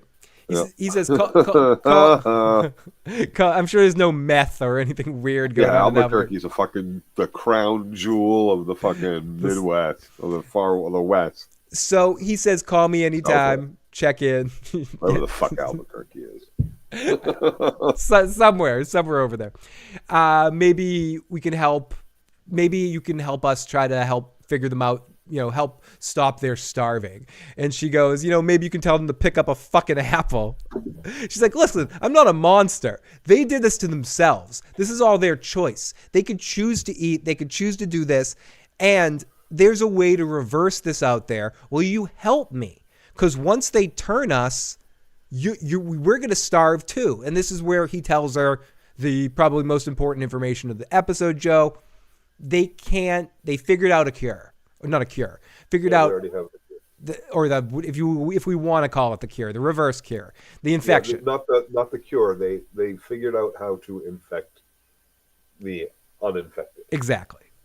But they have to do some sort of invasive stem cell, rip it out of them, stick a needle, it's going to hurt. And they can't do it without it agreeing because, number one, it's painful. Number two, it's just, they just can't do it without people agreeing because they can't make us unhappy. And they just made this because they were being stopped infecting people, and then they infected everybody anyway. Yep. Without people agreeing. So it's just because they have to drill a hole in them, they can't do it. And if I don't have to drill a hole in you, I can do whatever I want. Haymaker is correcting your math, Joe. Southwest. Sonic says, when he was copying her, was that Vince trying to throw a curveball to make us think he is a hiver? I think it was more, this episode had a lot of moments to try to humanize him and make him seem not just like, oh, he's the dude that's fucking all the models. Like they had to try to show him that he actually has a conscience, and he's looking up to Carol in a weird way because she's not feeding into this nonsense. I think when you're stuck with a bunch of, in an endless playground situation where you're in a holodeck all the time and you suddenly have a real person that's like, fuck you, and I tell these people to eat a fucking apple and screw that drunk, hungover, stay away from me. It's almost probably exotic as just a human to see somebody that's more functioning alive.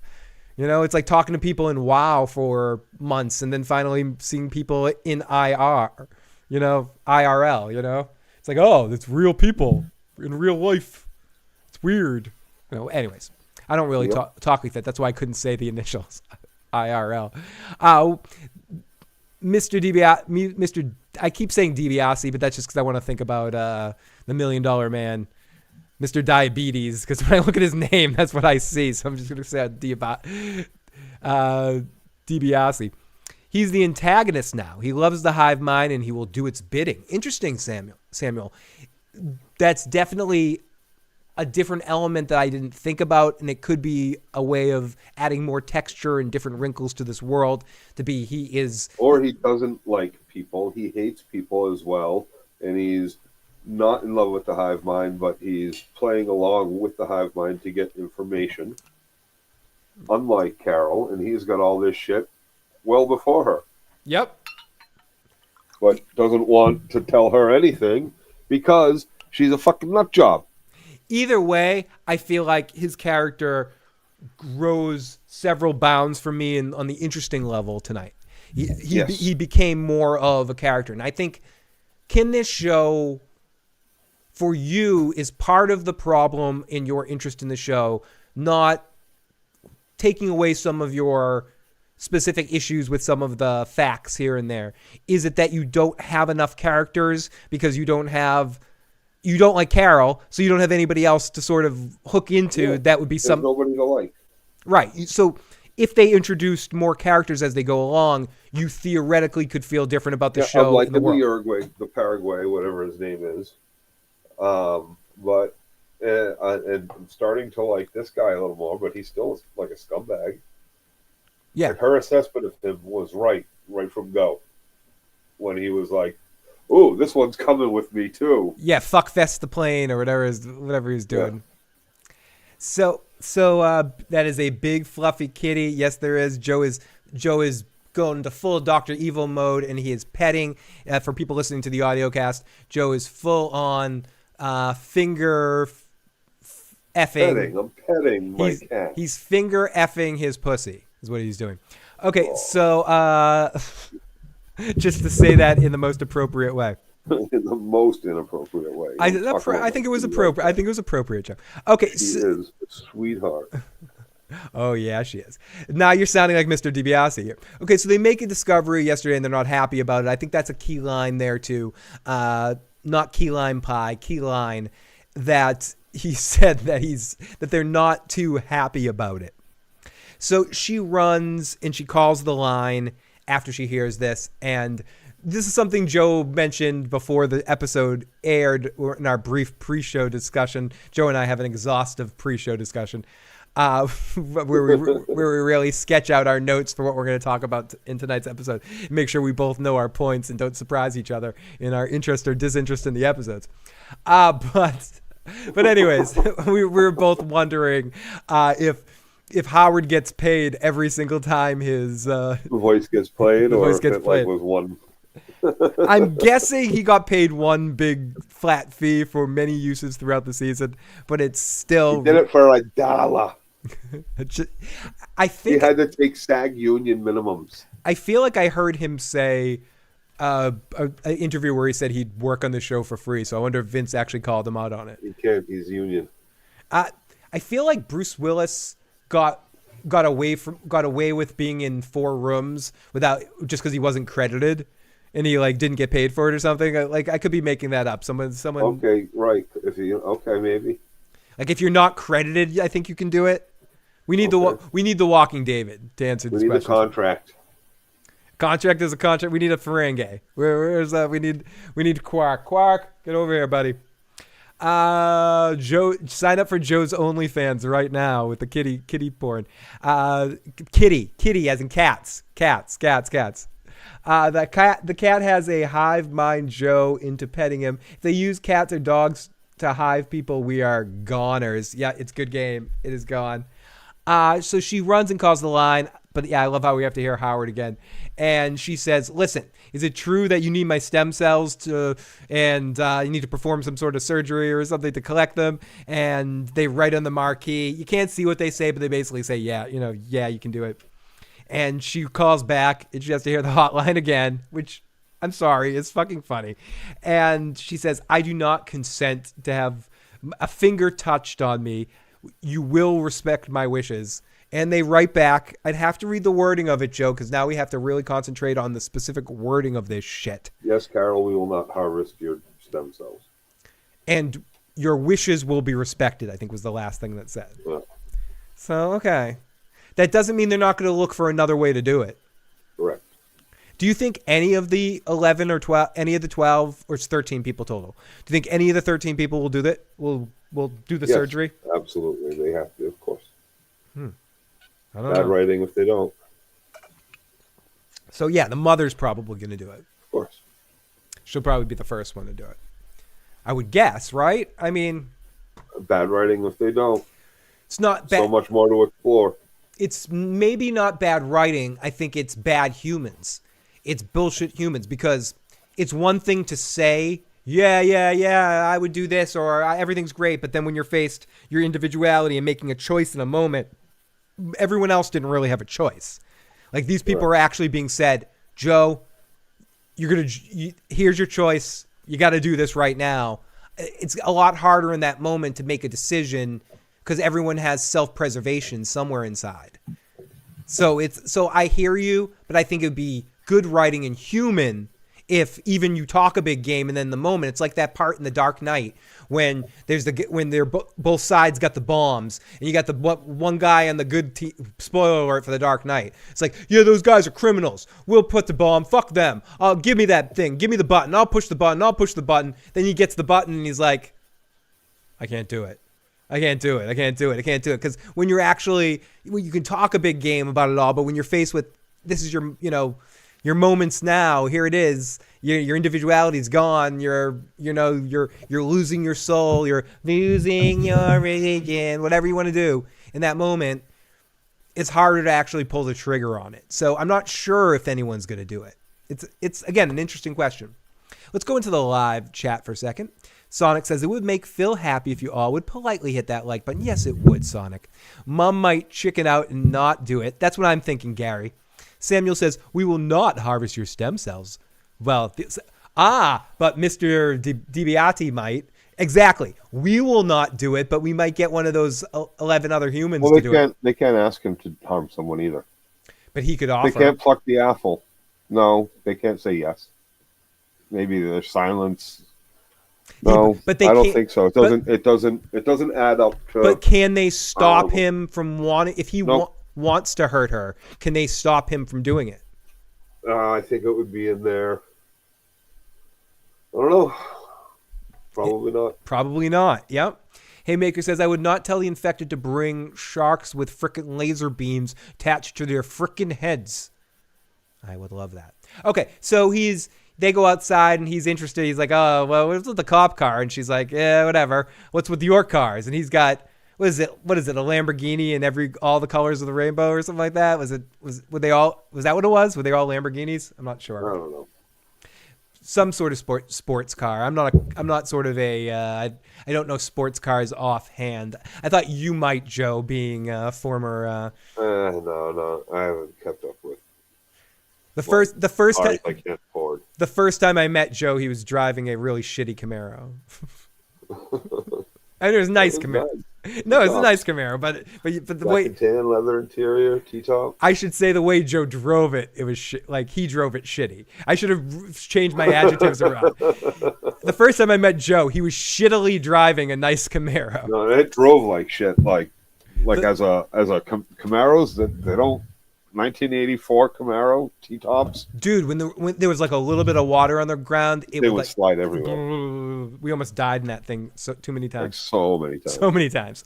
Okay, so for whatever it's worth, the foot is heavy though. Was heavy. They all fly off, and he tells her that this was what was creepy. This is what made me think that this guy is like part of the hive or something. But he's not part of the hive. But he's drinking the Kool-Aid more than he's letting on. He's sleeping with the enemy essentially, and he's like, Zosha misses you. They all miss you, Carol. All you got to do is just give him a little, Carol. And Carol's like, fuck them, fuck you, fuck this. Again, Joe, you can say she's not likable. Her defiance of all this makes her likable to me. The fact that she's the only one that sees this for what it really is. In a way, and I know she's figuring it out and she's stupid, and you're putting out these moments where she should have figured this out sooner or that sooner. I think she's doing a pretty damn good job considering she's all alone. And 12 days? In 12 days, yeah. I think she's doing pretty good. To figure out the food thing? All she had to do was ask after, ideally. 12 days to figure out there's a cure. There's the food situation, hunted it down, searched it out, went on actually had to do some legwork to figure that out. No. Yes. No. Yes, not everyone's a fucking genius like you, Joe. She didn't know. To finish a fucking conversation is not to be a genius. It's to have a fucking conversation like we are now. No, You say something, I respond to it. You say something that is, huh? What do you mean by that, But you would Phil? never bring up eating people. That's just not something that I would bring up if I was Carol in that moment. It just wouldn't occur to me. I'm sorry. To then not ask, oh, so you eat people, but to ask, so how are you going to keep feeding yourselves? She got focused on the more important to her thing because she saw the goalpost in front of her immediately, and she asked the important question first was, is there a cure? And once she heard there was, that's all she saw. She saw red in front of her, and anything else that she was saying in that moment didn't matter to her because all she cared about was, oh, wait, there's a cure to this. So I would not give a shit about what they were eating in that moment. I would not dig any further than the fact that I found out there was a cure, and I'd want to know what the fuck that was before I cared about what the hell they were eating or anything that they were doing. The shit about the cure came days later. That was in the same conversation. That's in the same conversation we're talking about. I'm talking about. The cure conversation came when she was drugged or when she was talking to either the tracksuit guy or the drugged lady, right? The conversation about the food with the vegetarian and with the ideally comment, that came when she met the 13, the English speaking numbers of when they were talking to all of them before. But it didn't get into the fact that they couldn't pluck fruit off trees and do shit like that. Because you wouldn't ask stupid questions like that because you wouldn't think these things were... Why would that be stupid questions? Why would you think... The whole universe has been taken over by a stupid fucking virus. Why would you think the stupid fucking virus would make it so you couldn't pluck a plant off a goddamn tree? They said ideally. Because they said... You're going to focus on that in the moment. You can't kill. Again, these people aren't you. You must be vegetarians because can't kill is only fucking Again, animals. These people aren't you. You're right. You're right, Phil. There are a lot of people out there who are like, I'm a vegetarian. Oh, yeah, I eat fish. Pescatarians, I believe. No. Listen to what I said. There are a lot of people out there that say, I'm a vegetarian. Yes, I eat fish. Like, killing is killing. When someone says, we can't kill, and then you say, oh, so you're vegetarians, Joe, and they say, well, ideally I hear what you're saying, but all you're... Ding, ding, ding, Joe, all you're saying is a lot of noise that's distracting from the fact that no one would bring up eating people. That's not something that would come up. You would never go to that. I don't know why you keep going there, Phil. Because that's what we're talking about. You're jumping straight there, so obviously you would. No. I'm not even saying. I never once said, why didn't she ask him if you eat people? I said, finish the conversation where you said, oh, then when they said, we can't kill, and you said, so you're a vegetarian, and then they coyly said, ideally, right? And then you just stop. Yeah. No more conversation on that. Not like, it doesn't mean every single fucking audience member in the world went, oh, but they can't kill. They said ideally, but she doesn't. The fucking writer? So if you're not implying that she should have pushed, if you're not implying that she should have pushed to a point of asking about cannibalism, what are you even arguing? Why didn't she push further on what the fuck are you eating then? You emptied the fucking grocery stores. You did this. You did what the fuck is going on? How are you sustaining all these fucking people? I don't see anybody out at the farms anymore. There's all sorts of questions you can ask without asking, are you eating people? Fair, and I think she did. You would ask, but certainly you would ask something after we don't kill, but ideally we be vegetarians. But wait, you can't kill, so how are you vegetarian? You're right. I'm not focusing on that in that moment. My brain's too scattered, and I'm asking multitude of questions and bouncing around subjects. No. Great, Phil. That's you what are. That's what I am. I am too. And all of this would have led us to these answers days. Not more than 12. Not 6. 12 days. Not more than 12 days. I don't think. Yes, I don't think I would have come up with that more than 12 days. You have 1,000 fucking. She was drunk. She was drunk for 6 of those days. She was fucking. So day 7. No. Well, then day 7, you still beat. I still beat such you an by asshole. 5 days there, Phil. So then day 7. No. Even drunk, you have drunk, Phil. Drunk, you're asking. So what are you eating, people? Because drunk, you are asking that. So there you go. We're back to day fucking 1. I thought you were talking about eating people. No. But drunk, I am. Let's finish off this drunk, episode. It's an absolutely absurd thing to say, so I'm going to fucking say it because I'm drunk. So you must be eating people then, huh? Give me that gallon of wine so I can swill. And then ask you. You could use someone. Kill. Are you eating dead people? Exactly, Thisbe. She lost Helen less than 2 weeks ago. She's still dealing with the trauma of losing. The whole world died around. You're going to be thinking logically after the whole world died 12 days ago.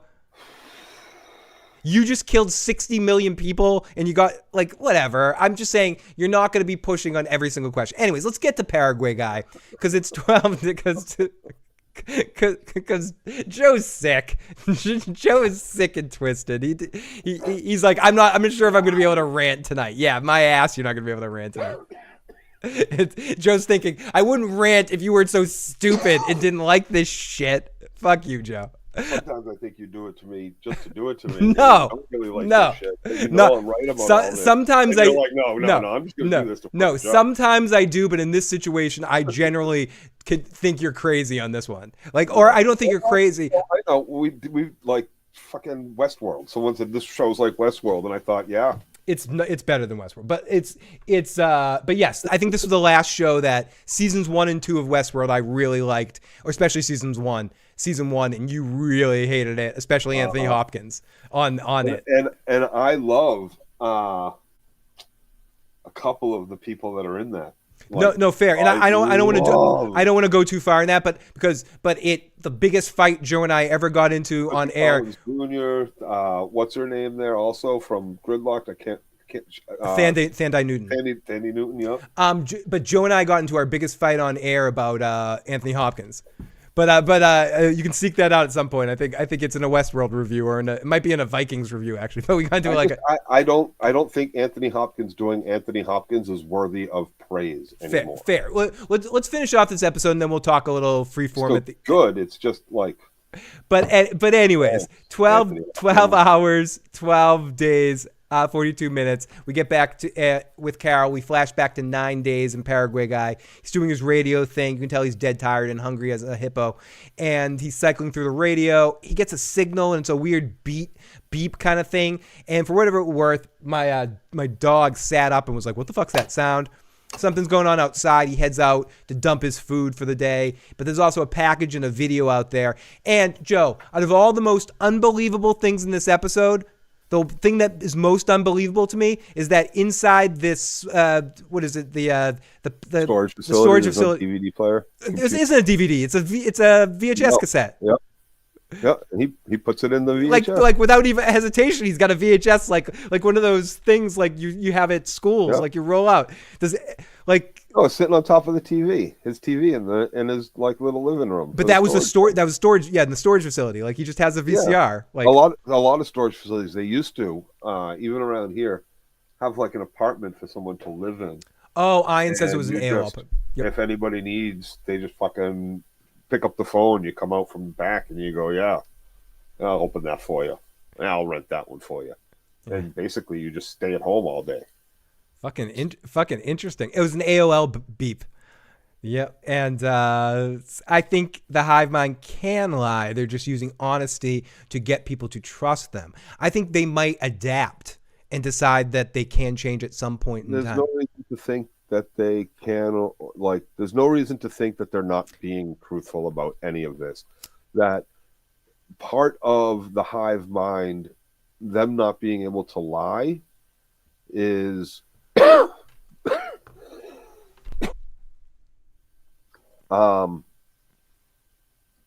it's a zero-sum game. The truth always comes out. And please keep the crackpotting going in the live chat, because that's what we're doing as well. We don't fucking know either. We don't know what's going on. The truth doesn't always come out, which it doesn't. It's still, there's no reason to not. Lying causes harm. Lying causes harm. Always? The truth is always better served than a lie. Whenever you think you're doing someone a favor by lying, you're doing yourself harm. Who are you talking for right now? Causes stress. Do you always live by that doctrine? No, dude. I am a ball of stress. I'm not saying I don't lie, that I haven't lied. Okay, I'm just saying. I don't know you too well. I'm saying I haven't lied on this program. Joe, I don't know you too well, but I'm saying I'm wondering if you've ever lied on occasion, if you've bent the truth on occasion. Well, what did I hear? Just because you baked a cake doesn't make you a baker. Just because you lied doesn't make you a liar. I think that's some semantic crap hold of douchey. Hey. I think by definition, lying makes you a liar. It's one of those things. Liar. Yeah. It's like just jumping in the water. So once a liar, always a liar. Once you've lied once, you will always and forever be a liar. Once Pinocchio's nose starts to grow, can it ever shrink? Well, what if you tell the person about your lie? Is it still a lie? Does the mea culpa make the lie okay? It depends. What if the person doesn't forgive you? Like, fuck you. You lied. I don't have to forgive your ass. And you did this horrible shit. Yeah. And you admitted to it. Now I know. Fuck you. So I don't know if honesty is the best policy, Joe. I think we've defeated your. No, it still causes stress. It can harm both parties. Yeah, I guess.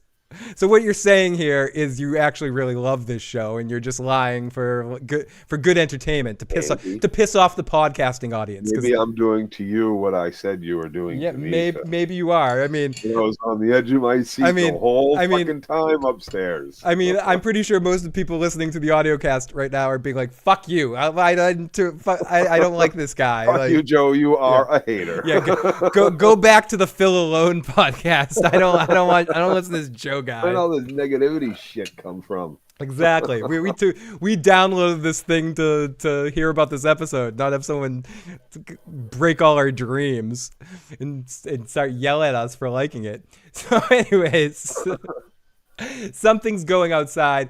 He heads to dump his food, and there's a care package. He gets a video from Carol. He pops it in. So I want to put Gary. I want you to read your sentence out loud. To yourself. I'm gonna read it out loud. Sometimes lying to not hurt people's feelings isn't so bad. LOL. Isn't so bad. It's still bad. Hey, so bad. There's different varying degrees of bad, Joe. There's bad, there's so bad, there's very bad, there's fucked. I love it. I hope Gary was sitting at home and read his chat out loud. Are you telling Gary to go home without his dinner? It's like, go home, young man. I wanted you to hear him read it. When Pinocchio gets older, it gets smaller. It just starts falling out, right? He starts not being able to get his nose up anymore, right? Okay, so he watches and he watches Carol's thing, and he sees someone.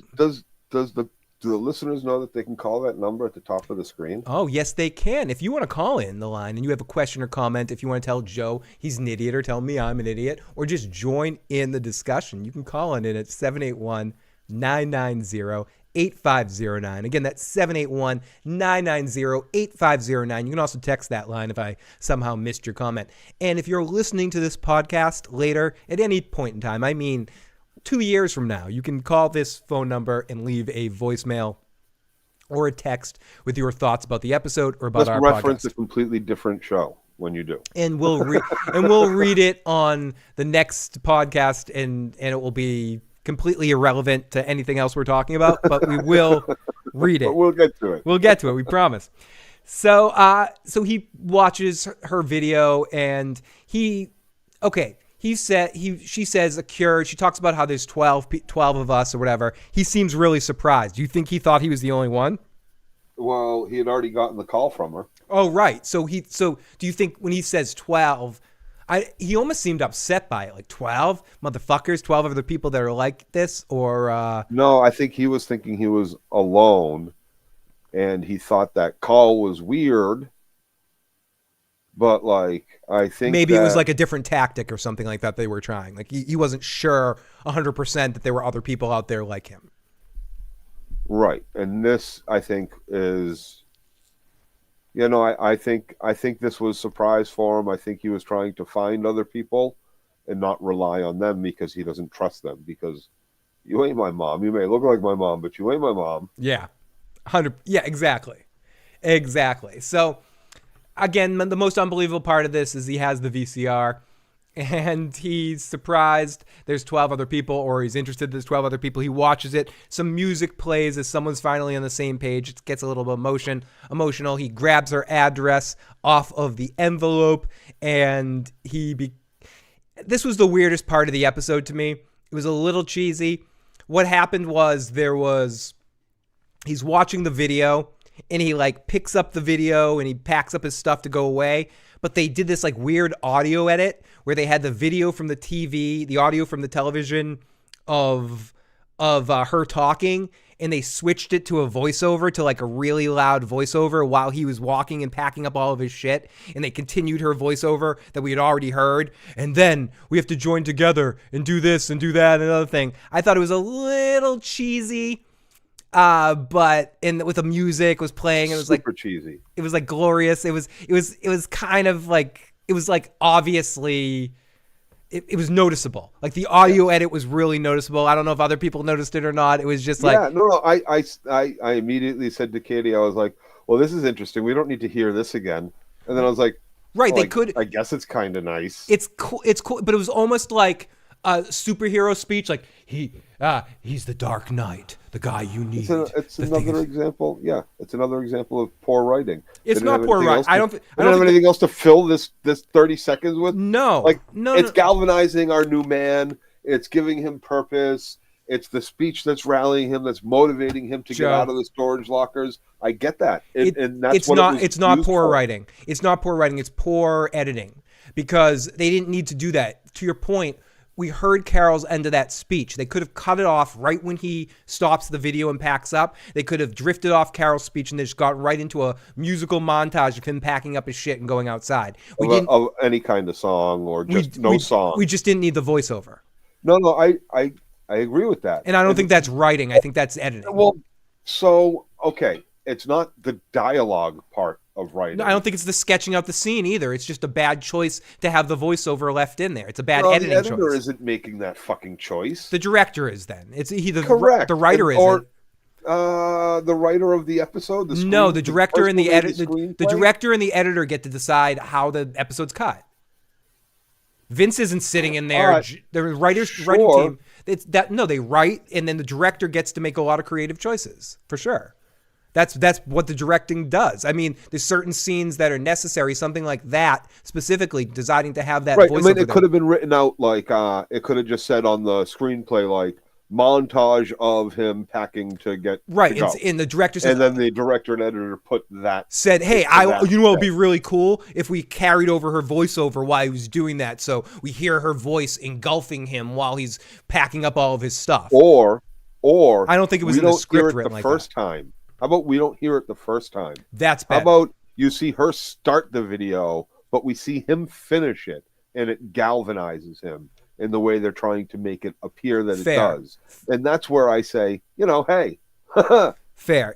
I just thought it was a little bit of repetition and cheesiness in this moment. Yeah, and to me, that's a waste of time. I know it serves the purpose. Like I said, we're showing him. I don't want to add too much fuel to you. Move. It was my one thing that would make this episode a 8 instead of a 9 for me. It was a little bit of. I was at 7 until a few things were pointed out, not just by me but by lovely motherfucking chat over there, and it dropped. It dropped to a straight up 5, and it's the best of the season. You're a douche. That makes no sense considering how high you were in the first episode.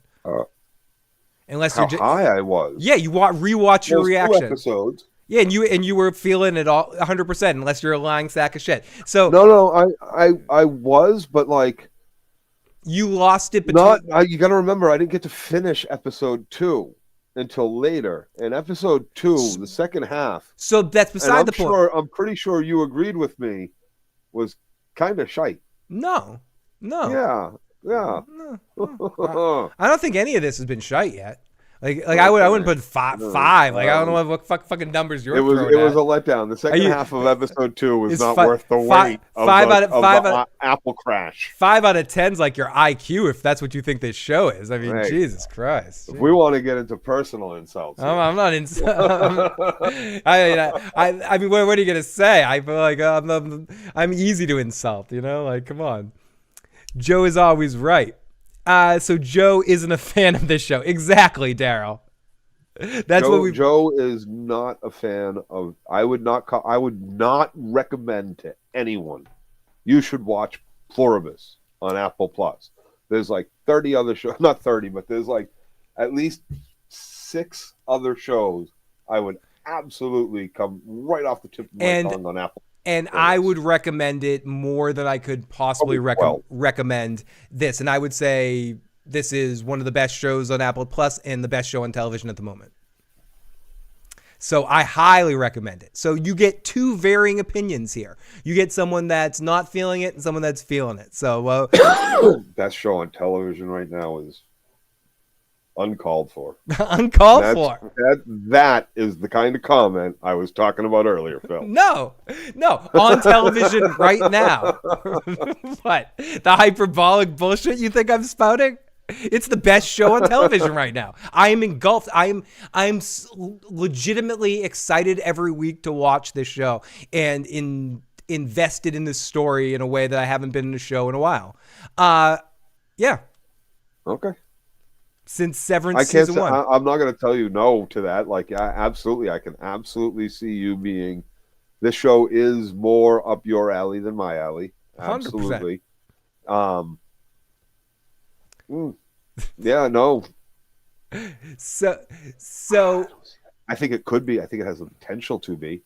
But that's the thing, Joe. I think you're judging it too quickly. I think if we were talking about this week to week with some other shows, some shows take a while. I think I'm maybe taking this, feeling the seeds a little bit more than you are. But we still both think this has potential to grow into something amazing. Like, I do think, even with what I'm hearing from you, you're not saying this show is doomed, it's dead to me, it's the fucking blah, blah, blah. You're saying, I'm disappointed in you, show. I expected better than this. I expected much more. I feel this is the way I feel about, but you also didn't like Severance season 2. I didn't. I really didn't. And you didn't like, and you didn't. There's several things that you don't like that I think is peculiar. You didn't like Logan. You didn't like Birdman. You didn't like Birdman. Oh God! Trash. So I take your opinion with a grain of salt. With some stuff is just not your cup. It's not because you have bad taste or anything like that. It's just certain things you're into, I'm not into. And there's certain things that just aren't your cup. And I think in some ways this show isn't made for you.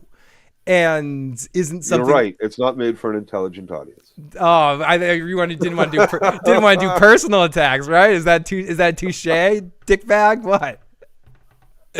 So, sorry that you're too busy. No, I'm not gonna go there. Okay. Yeah. But anyway, we got Severance season 2 was carried by Mr. Milchek. He was awesome. He was the best part. But I did watch all of season 2, and I'll probably watch all of season 3 because no spoilers for that show, particularly. Because I'm a masochist in a lot of respects with television shows. But like honestly, no. Severance is low on my list. Season 2 was a big fall off from season 1. I felt. And but like there's a lot of great shows on Apple Plus. And when you talk about like the best show on television or the best show on television right now, are you talking about shows that are just off season right now? No, the ones that are airing right now. Just currently airing, not the shows that we're waiting for season 6. Yeah, no, this is the best show on television right now. This is the best show airing right now. Airing right now. So then you can't count any Netflix show in that because they don't air. They all drop it once. Don't get in this semantic bullshit for that. So then, but there's a lot of Netflix. Are you asking, do I like this better than Stranger Things? No, God, no, not this season of Stranger Things. I thought this season was fucking awful. There was a great moment. Don't talk about. No. People haven't seen it. It's an effects moment where someone's hand goes through someone's head. Like that doesn't spoil anything. You'll see it. It'll still shock you, and it will like in a good way. Tread lightly, Joe. Tread lightly, Joe. That's all I'm gonna say. But like, no, I'm not a big fan of this season. But I loved Stranger Things. I just think they ruined it by 2 years in between and half seasons and No, fuckery is going Joe, on. I feel like this is. Oh, wait 1 second. This is. I honestly feel like I'm captivated by this show in a way that I haven't been captivated by a show in a few years. Yeah. There's 3 shows right now on television, and I know you're not feeling any of them. There's 3 shows that I'm really feeling right now, From, Severance, and this. They're my 3. I like season 1 of From, but I wasn't going to pay for more, so season 2 wasn't as good as 1, but 3 was probably equal to 1. Yeah. But all 3 seasons are I enjoyed. I had a good time with all 3 seasons, and I really did enjoy. I didn't enjoy as the season 2 as much as season 1, but I enjoyed both seasons of Severance, and everything of Pluribus that I've seen so far, I'm very much enjoying. I am seeing the seeds of a really amazing idea that they're taking their time to flesh out, and I'm enjoying them taking their time. I'm not in a hurry to see where this is going because I'm enjoying the little moments that we get each episode. I can understand if someone isn't, and that's not a discredit to you as a viewer or anyone that isn't feeling it as a viewer or asking questions that wants more out of this. But for me, each moment is compelling from just a humanistic standpoint and funny standpoint. I find this, I'm laughing and I'm smiling through the whole episode. And that's what I want. I don't necessarily need something that's constantly giving me like a mystery plot that's being unraveled. I want to find something that I find compelling to watch and entertaining to watch. And I can understand that you don't, and you're not the only one, Joe. We've seen a couple people pop up in the chat tonight that are totally with you. For me, so far, it's being carried by the acting, the environment, the music, the editing, the whole package pulls together something that is hugely captivating to me. And it's not surprising to me. I'm like, I feel bad that you're not into it. I'm like, I wish Joe was liking this because it's awesome. No, I'm sorry it's an for AMC you. Show. What was that? It's an AMC show. It's an Apple Plus show. Yeah. Breaking Bad. Paid a lot for an AMC a show that's the most popular show on television right now. I know. I can't believe it. I cannot believe it. Because you can't accept that maybe you're wrong about something. No, I'm wrong about lots of shit, dude. And you might just not be getting this, but a lot of people are feeling this show. Yeah. A lot of people like you, Phil, like you, in your own admission, have been waiting for something as compelling for years now and haven't got it. And is a fucking saltine when you're starving. I don't care I don't care who made this show. If anybody made this show, I would like this show. It's not about being a Vince show. Yeah, you're right. I said it's been years since you said it's been years since something this compelling has come along. For me, I've been able to which means not Severance apparently, which means not any of the other shows you just mentioned. I mentioned that 3. I mentioned 3 shows that I'm feeling equally. Don't rechange my words. No, this is nowhere near the season 1 of From, and this is nowhere near season 1 of Severance. I feel like I was near it. I was joking. It's at least as good as season 2 of Severance. I'm not going to argue there. See, I'm not necessarily going to argue that, but like, and so when you're starving, Phil, we say this all the time. Motherfucking saltine is as good as a Ritz. It's like having a sociable with cheese on it. You know what I mean? Like no. I mean, yeah. I think in this situation, I watch tons of television. I'm constantly watching TV shows I like. Nothing as compelling as this. No, I didn't say that. I said this is one of the most compelling things I've watched in years. Yep.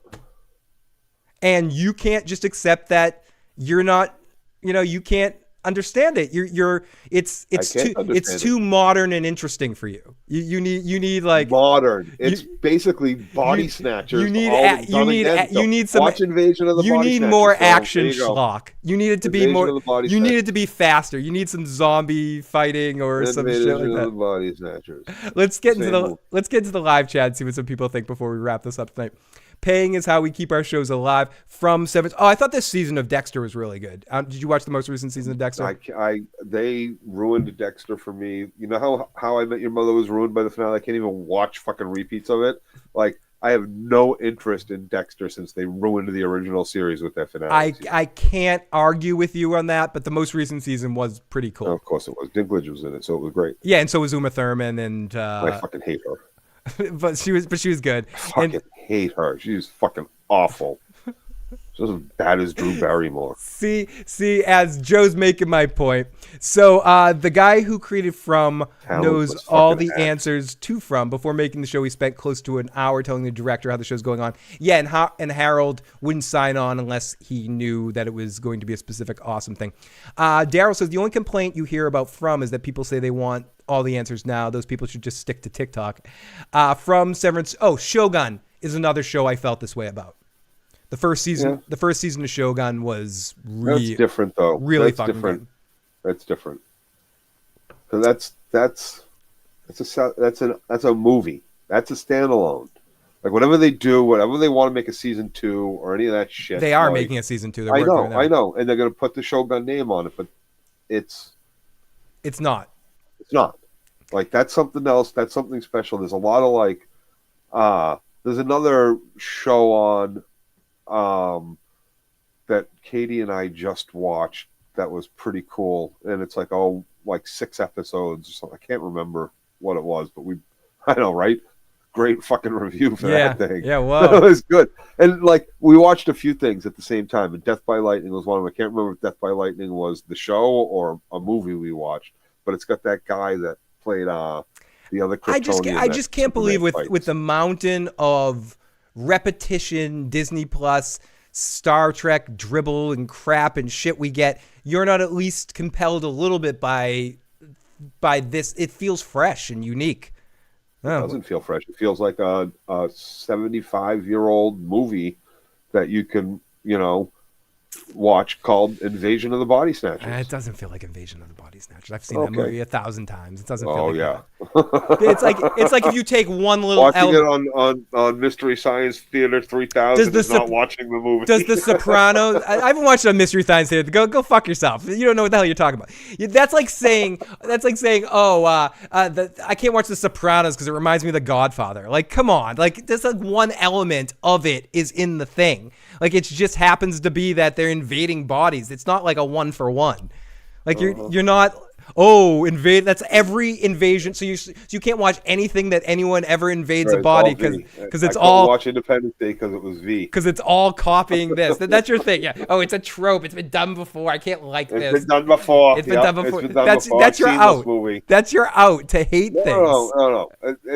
It's just not an original concept, is what I'm saying. Who cares if it's good? Who just said it was?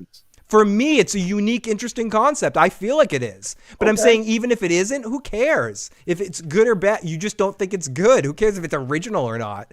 Nothing's original. Everything's been done. There's like 7 stories that exist. And it's, yeah, I've heard that too. Or 11. I think it's 11 stories that exist. Whatever it is. It just repeats. Yeah. It doesn't matter. And this one isn't making it compelling. I've seen Last Man on It's not compelling to you. It's compelling to more people than it's not. Apparently. There's more people that think like me than think like you. No. Yes. And when it has to do with this show? Yes. No. How many people watched the show this week? We'll see. Just how many watched it last week? What are the numbers? What are people? What are the numbers? What are the numbers? What are the numbers? 10 million view shares? I'm not even talking about I'm not talking about who's watching. I'm saying the people that are watching, what are they ranking this show? It's got a very high metric score. So we don't all that care sort of about shit. The 7 billion people who are like, it just doesn't even appeal to me on sight. Okay. Fuck them 7 billion people. Fuck them. It's not for you. So where's the more people like it than don't? So you're saying just because something's not for someone, it makes it bad? Something has to be universal for everybody to be good? You said more people liked it than don't. They do. And I said, no, not true. That is true. 7 billion people aren't watching it. 10 million Television watchers are enjoying this show, Joe. Oh, right. Because if you're not watching Pluribus, you're not watching anything. Yeah, sure. Well, the other 7 billion people, they don't have TVs at all. They're not television watchers. What are you even saying? What I'm saying... No, they said more people like it than don't. They do. They do. You're in the minority. And only millions are watching. Most people that are checking this show out are enjoying it, Joe. Most people aren't as hateful and mean as you. You can't say that that's true, because once they saw it, they walked away and they didn't watch it with their one. It wasn't for them. Why are you continuing to watch? You're only continuing the fucking couch who can't get over how great it is. You're only continuing to watch it because you want to babble out here and hate on a bunch of people's parties. So speaking of parties, let's jump. I wish I could like it. Me too. I love fucking dogs, man. Slow horses are awesome. I hate that shit. Okay, I love seeing John Cena in this episode, and I loved hearing Howard Hamlin's voice. Me too, Daryl. I'm on season 3 of Rewatch of Stranger Things. Cam says, "Fuck them, they won't eat apples from the tree." Great line. Samuel also says, "I didn't hate the series finale of Dexter, but I want to see Dexter fight a cult." Agree or disagree? Call in right now. We got the phone lines open for a little bit before we wrap this up. 781, about 10 more minutes, then we got to let Joe go to bed. He is sick. 781-990-8509. His cough is getting me sick from like a block away. Pluribus never had the makings of a varsity hive mind, says Haymaker. Iron says, "Invasion of the Pluribus Snatchers." Samuel says, "It's new material, not from a book or an 80s miniseries." Exactly. That's what I'm saying. It's might be taking some old ideas, but it's trying to do something brand new. Daryl says, "I have a feeling that Pluribus is going to get a lot better when Carol and the guy at the end of the episodes join together at some point in time." So for what it's worth, even as new as Game of Thrones was for everybody out there, that's just stupid. War of the fucking Roses. That's just that's just stupid fantasy stuff. That fantasy shit's been done before. Boring. Who cares? No, it's not who cares. It's who cares if it's Game of Thrones is just like Lord of the Rings. Who cares? It's just fantasy. They gotta fight a big evil menace, whatever. I mean, that's ultimately what you're saying. It's like, oh, it's been done before. Who cares? But I don't think that's why you don't like it. Personally, I think this is just my impression of you as a reviewer. That isn't why I don't. If you don't like it because you're not entertained by it, you hate Carol, and you're just have no character you can root for in this world, and you're plucking more holes in this world than Swiss cheese. And because of that, you're adding that extra dynamic of that kind of extra hate onto it. Like, yeah, you're probably right. Like when you smell shit, when you see shit, you smell it. When you smell it, you look to see where it is, right? And you find the pile of shit. So if I'm already smelling shit, I'm now going to start looking for it, so I don't step in it, so I can clean it up. And unfortunately, I still see all the shit, but I can't clean it up. Do you know why you can't clean it? And I can't do it for you. Do you know why you can't clean it up? Because it's gold. That shit, you clean off that shit a little bit, it's gold. It's golden shit. Pile of diamond no, Joe. It's golden shit. It's fucking gold. Like he hit gold on his last 2 shows, absolutely. Okay, Gary, current week data pending. It's #1 worldwide on Apple Plus, and it's like in top 3 in television charts right now. Okay. Now let me tell you something about these charts, these streaming charts. Oh, okay. Now you wanted to know the numbers, and now you're like going to tell me how they're horseshit. That was a facetious statement about the numbers. I didn't need the numbers to tell you. More people have never even fucking heard of this show than don't like it or like it. Because how about that? Because more people have never even heard of Vince Gilligan or his last 2 shows. I'm talking about the TV television audience that watch shows like this, the people that are aware of these things. Boy, that was a facetious statement, and I didn't need that, and I don't need the numbers. But I could tell you something about streaming. The streaming numbers still count when you fall asleep on the fucking couch and the next thing plays. And guess who decides what plays next? It doesn't fucking matter what you have on your fucking watch list. No, it plays what it wants you to watch next. It has things specifically for you that will boost its own numbers, so it can say, hey, look, you know how many times the stupidest fucking Acapulco Gold, stupid fucking shit that I would never put on, or whatever it's called. The weed? Acapulco Gold, the weed? fucking show that is, I would never watch it. But for some reason, after a show fucking ends, it wants to put it on every fucking time. It auto plays. Right? It auto plays that show. So it's going to auto fucking play, and it's going to count it as a fucking number. Oh, and it's going to okay. So now you're accusing the Pluribus numbers of cheating auto plays. I'm accusing Apple Oh, and Netflix Jesus and Christ. all of them of doing that same fucking Can't thing you just- for any fucking show that they want to be number one? People. Abso-freaking-lutely. People, Absolutely. do you hear this? This is shows rationalization because he can't just That's accept the truth. That is that people are absolutely the truth. actually liking this show. Oh, I believe a lot of people like this show. Fuck, people watch The Real Housewives, dude. There's no accounting for taste. Oh, I thought you were Mine, yours, or anyone. Desperate Housewives is a really great show. I don't know if you ever watched that. I do not. It's great. Very funny. Dark comedy. Oh, Desperate Housewives. Yeah, Desperate Housewives. Yeah. That's a good show. I think I did a long time ago. Yeah, it's funny. It's like it's worth checking out if you never checked it out. It's actually very funny. Another dark comedy. Okay, let's take a couple more comments and then we'll do this. Clip this. Clip the Joe rant at the end there, Sonic. I turn it off, Haymaker. How many people do? Nobody does. Nobody goes into their settings. Do you know what the app that's worst about that is the Paramount app that they I quit them. They jump into the next thing all the time. No, I quit Paramount, quit Peacock, quit Netflix, quit Disney, quit Hulu. Got rid of all of them. I only have Prime, YouTube TV, and Apple, right, actual TV, and Apple. Right now, that's it. Right, just for this, Apple, just for this show. You'll cancel it after the show. No. Oh, you need your next season. Apple is like Apple Plus is one of my favorite streaming services right now. It is amazing. The amount of shows on it that are absolutely fucking gold. Like I said before, I watched Silo. I watched Slow Horses. For All Mankind was fantastic. Shrinking, Ted Lasso. Shrinking. I liked the other Noah, whatever his fucking name, whatever his name is. There is shows with Rose. Mm-hmm. I can't think of their fucking name. He's got two of them on there. Both of them are good. No, Apple Platonic and something else. I forget. Apple Plus is definitely a very good service.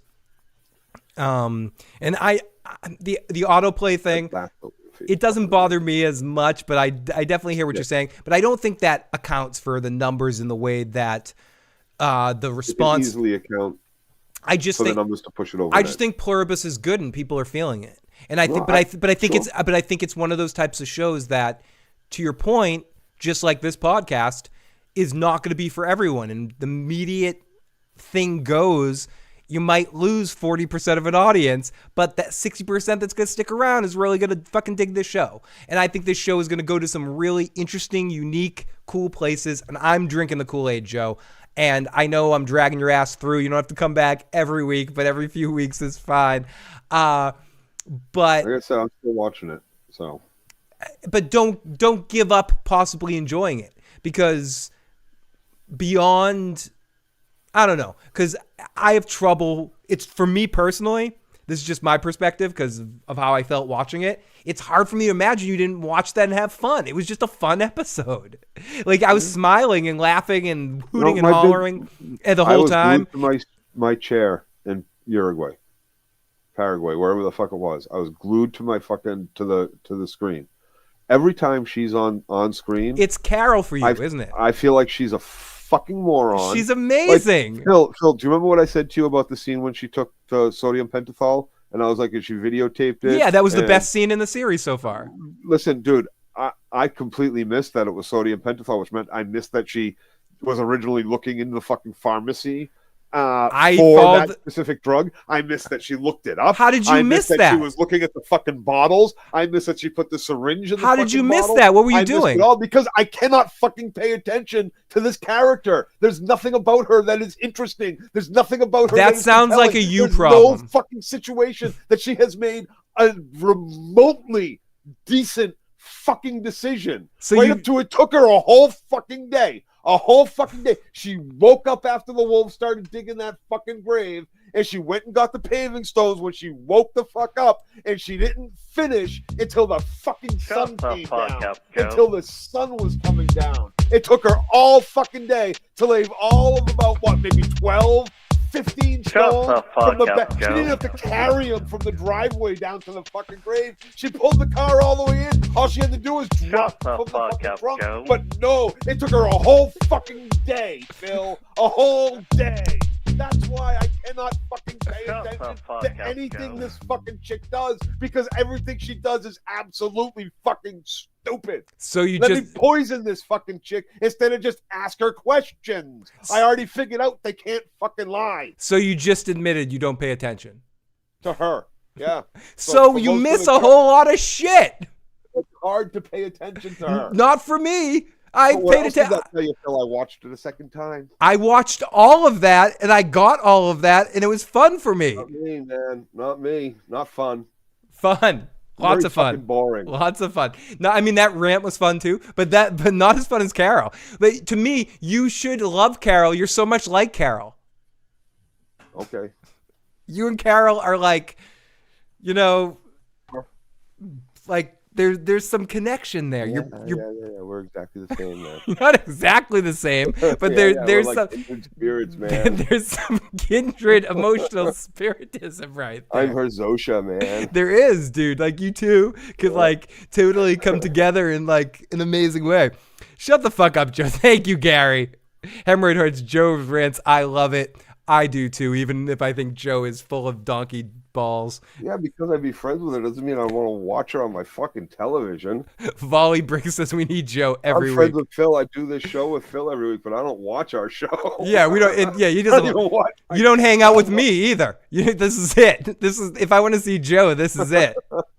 This or if someone dies. The only times I see Joe are this or if someone dies. I've been saying for like the last year. Next week we're gonna go out. Next week. Do you know how close Joe and I live? He'll never come here and do a show.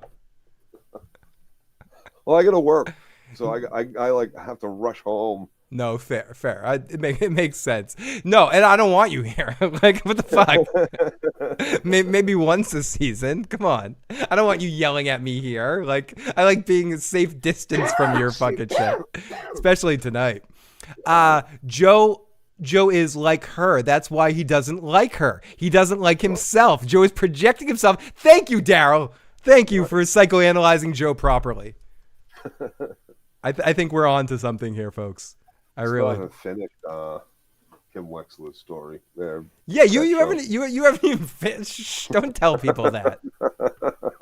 I still haven't finished Better Call Saul. Because you don't like things. No, they just when you start taking too much time off, I lose interest. That show went every year. That's your show every year. I thought they took like a year and a half by the last season. No, they went. They were one of the last shows that kind of just went every year. Yeah, something that just took. That year was particularly long then. No, I think you lost it sort of during the COVID, like during that stretch. Stop. Yeah, possible. Because I think I'm trying to think with like doing the podcast. Like I think you did everything up to the. I think you just didn't start the last season. Like I think. When I was at Salem Hospital, I took such a pay cut that I had to work like 7 nights a week. I was working 13 out of 14 days. Yeah. Every night. We will definitely do that. We're going to do a podcast at some point in the off season, Joe and Phil's favorite shows. And he does need to finish it. I agree with that. But we might maybe we'll do a Joe comes over and we watch the final season together type thing. But someone dies. This shit's dark. Anyways, Joe, I think going into next week and going into our final 3 episodes. So I guess this is our last thing here. So you've said a couple times that the compelling part of the episode for you was the Paraguay guy. If he becomes more of a concrete character, could you see yourself? That's what I'm hoping for. Okay. So we'll see I'm hoping more than just fucking Carol. Because there's nothing likable about her. There's nothing likable about her, honestly. See, to me, that makes me think you just don't like me because I'm definitely... No, you're not her, dude. I love that you want to make yourself out to be this you know, blonde woman that lives in Albuquerque who's a writer and lived a lesbian lifestyle that has nothing to. That has not. Thank you for pointing no. out the things about her. That has nothing to do with who she is. Like the facts of her life have nothing to do with who someone is, Joe. You know better than that. Correct. They only are what made you who you were. But you can still be a certain person that internalizes things in a certain way, and that's the way I relate to Carol. And, yeah, I'm sure you relate to her, but you're nothing like her, so I'm sorry. I'm sorry to burst your bubble, Phil. You can see yourself in that mirror all you want. I'm way bigger of an asshole than you realize. No. Yes. Yes. You underestimate my opinion. You underestimate how much you think I'm an asshole? Wow. What a dick. Oh my goodness. Oh my goodness. You open the door, I'm walking through it, Phil. Yeah. Joe, join us. Oh my goodness. Everybody. Thank you so much for Good. I'm glad you're hurt, you asshole. Now, everyone, thank you for joining us this week. Everyone in the podcast, thank you so much for listening. If you made it this far, go to wherever you are and give us some ratings. Give us a 5-star rating and a comment and a question or something. Or I don't even know what the hell I'm talking about at this point in time in the evening. It's over. And I had to deal with fucking Joe all fucking night. If you made it this far, though, we appreciate it. And there will be weeks with Joe here. There'll be weeks with me. There'll be weeks with other guests. But we appreciate every time you tune in. And everyone in the live chat, you guys are amazing. Phil's happier than she is. I'm not as happy as I seem out here. This is the happiest I am. You know? Much happier than she is. Yeah, am I really, Joe? Yep, you have far more outlets. I think you just have a hair across your ass with Carol. You just don't like Carol. That's what I keep saying. Joe. That's exactly what I keep saying. Yeah, and that sours your whole vision of the series. You can't like this series if you don't relate with Carol. Correct. And there's nothing relatable to her. There's everything relatable about her. The fact that you're so much like her makes her hard for you to relate to her. Yep. Yeah, we're both like her. We're all Carol. Dickhead. Anyways, thank you, Hemorrhoids. Thank you, Sandroko. Sandroko, great to see you. Volley, you're amazing. Iron Throne. Invited me on this show. Hemorrhoids. Because I love it. Something like that. Everyone, we'll be back next week. Thank you, everybody.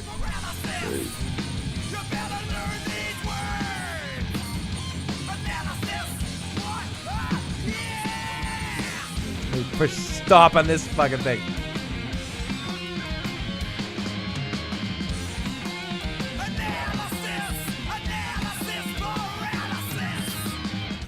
Okay, we are.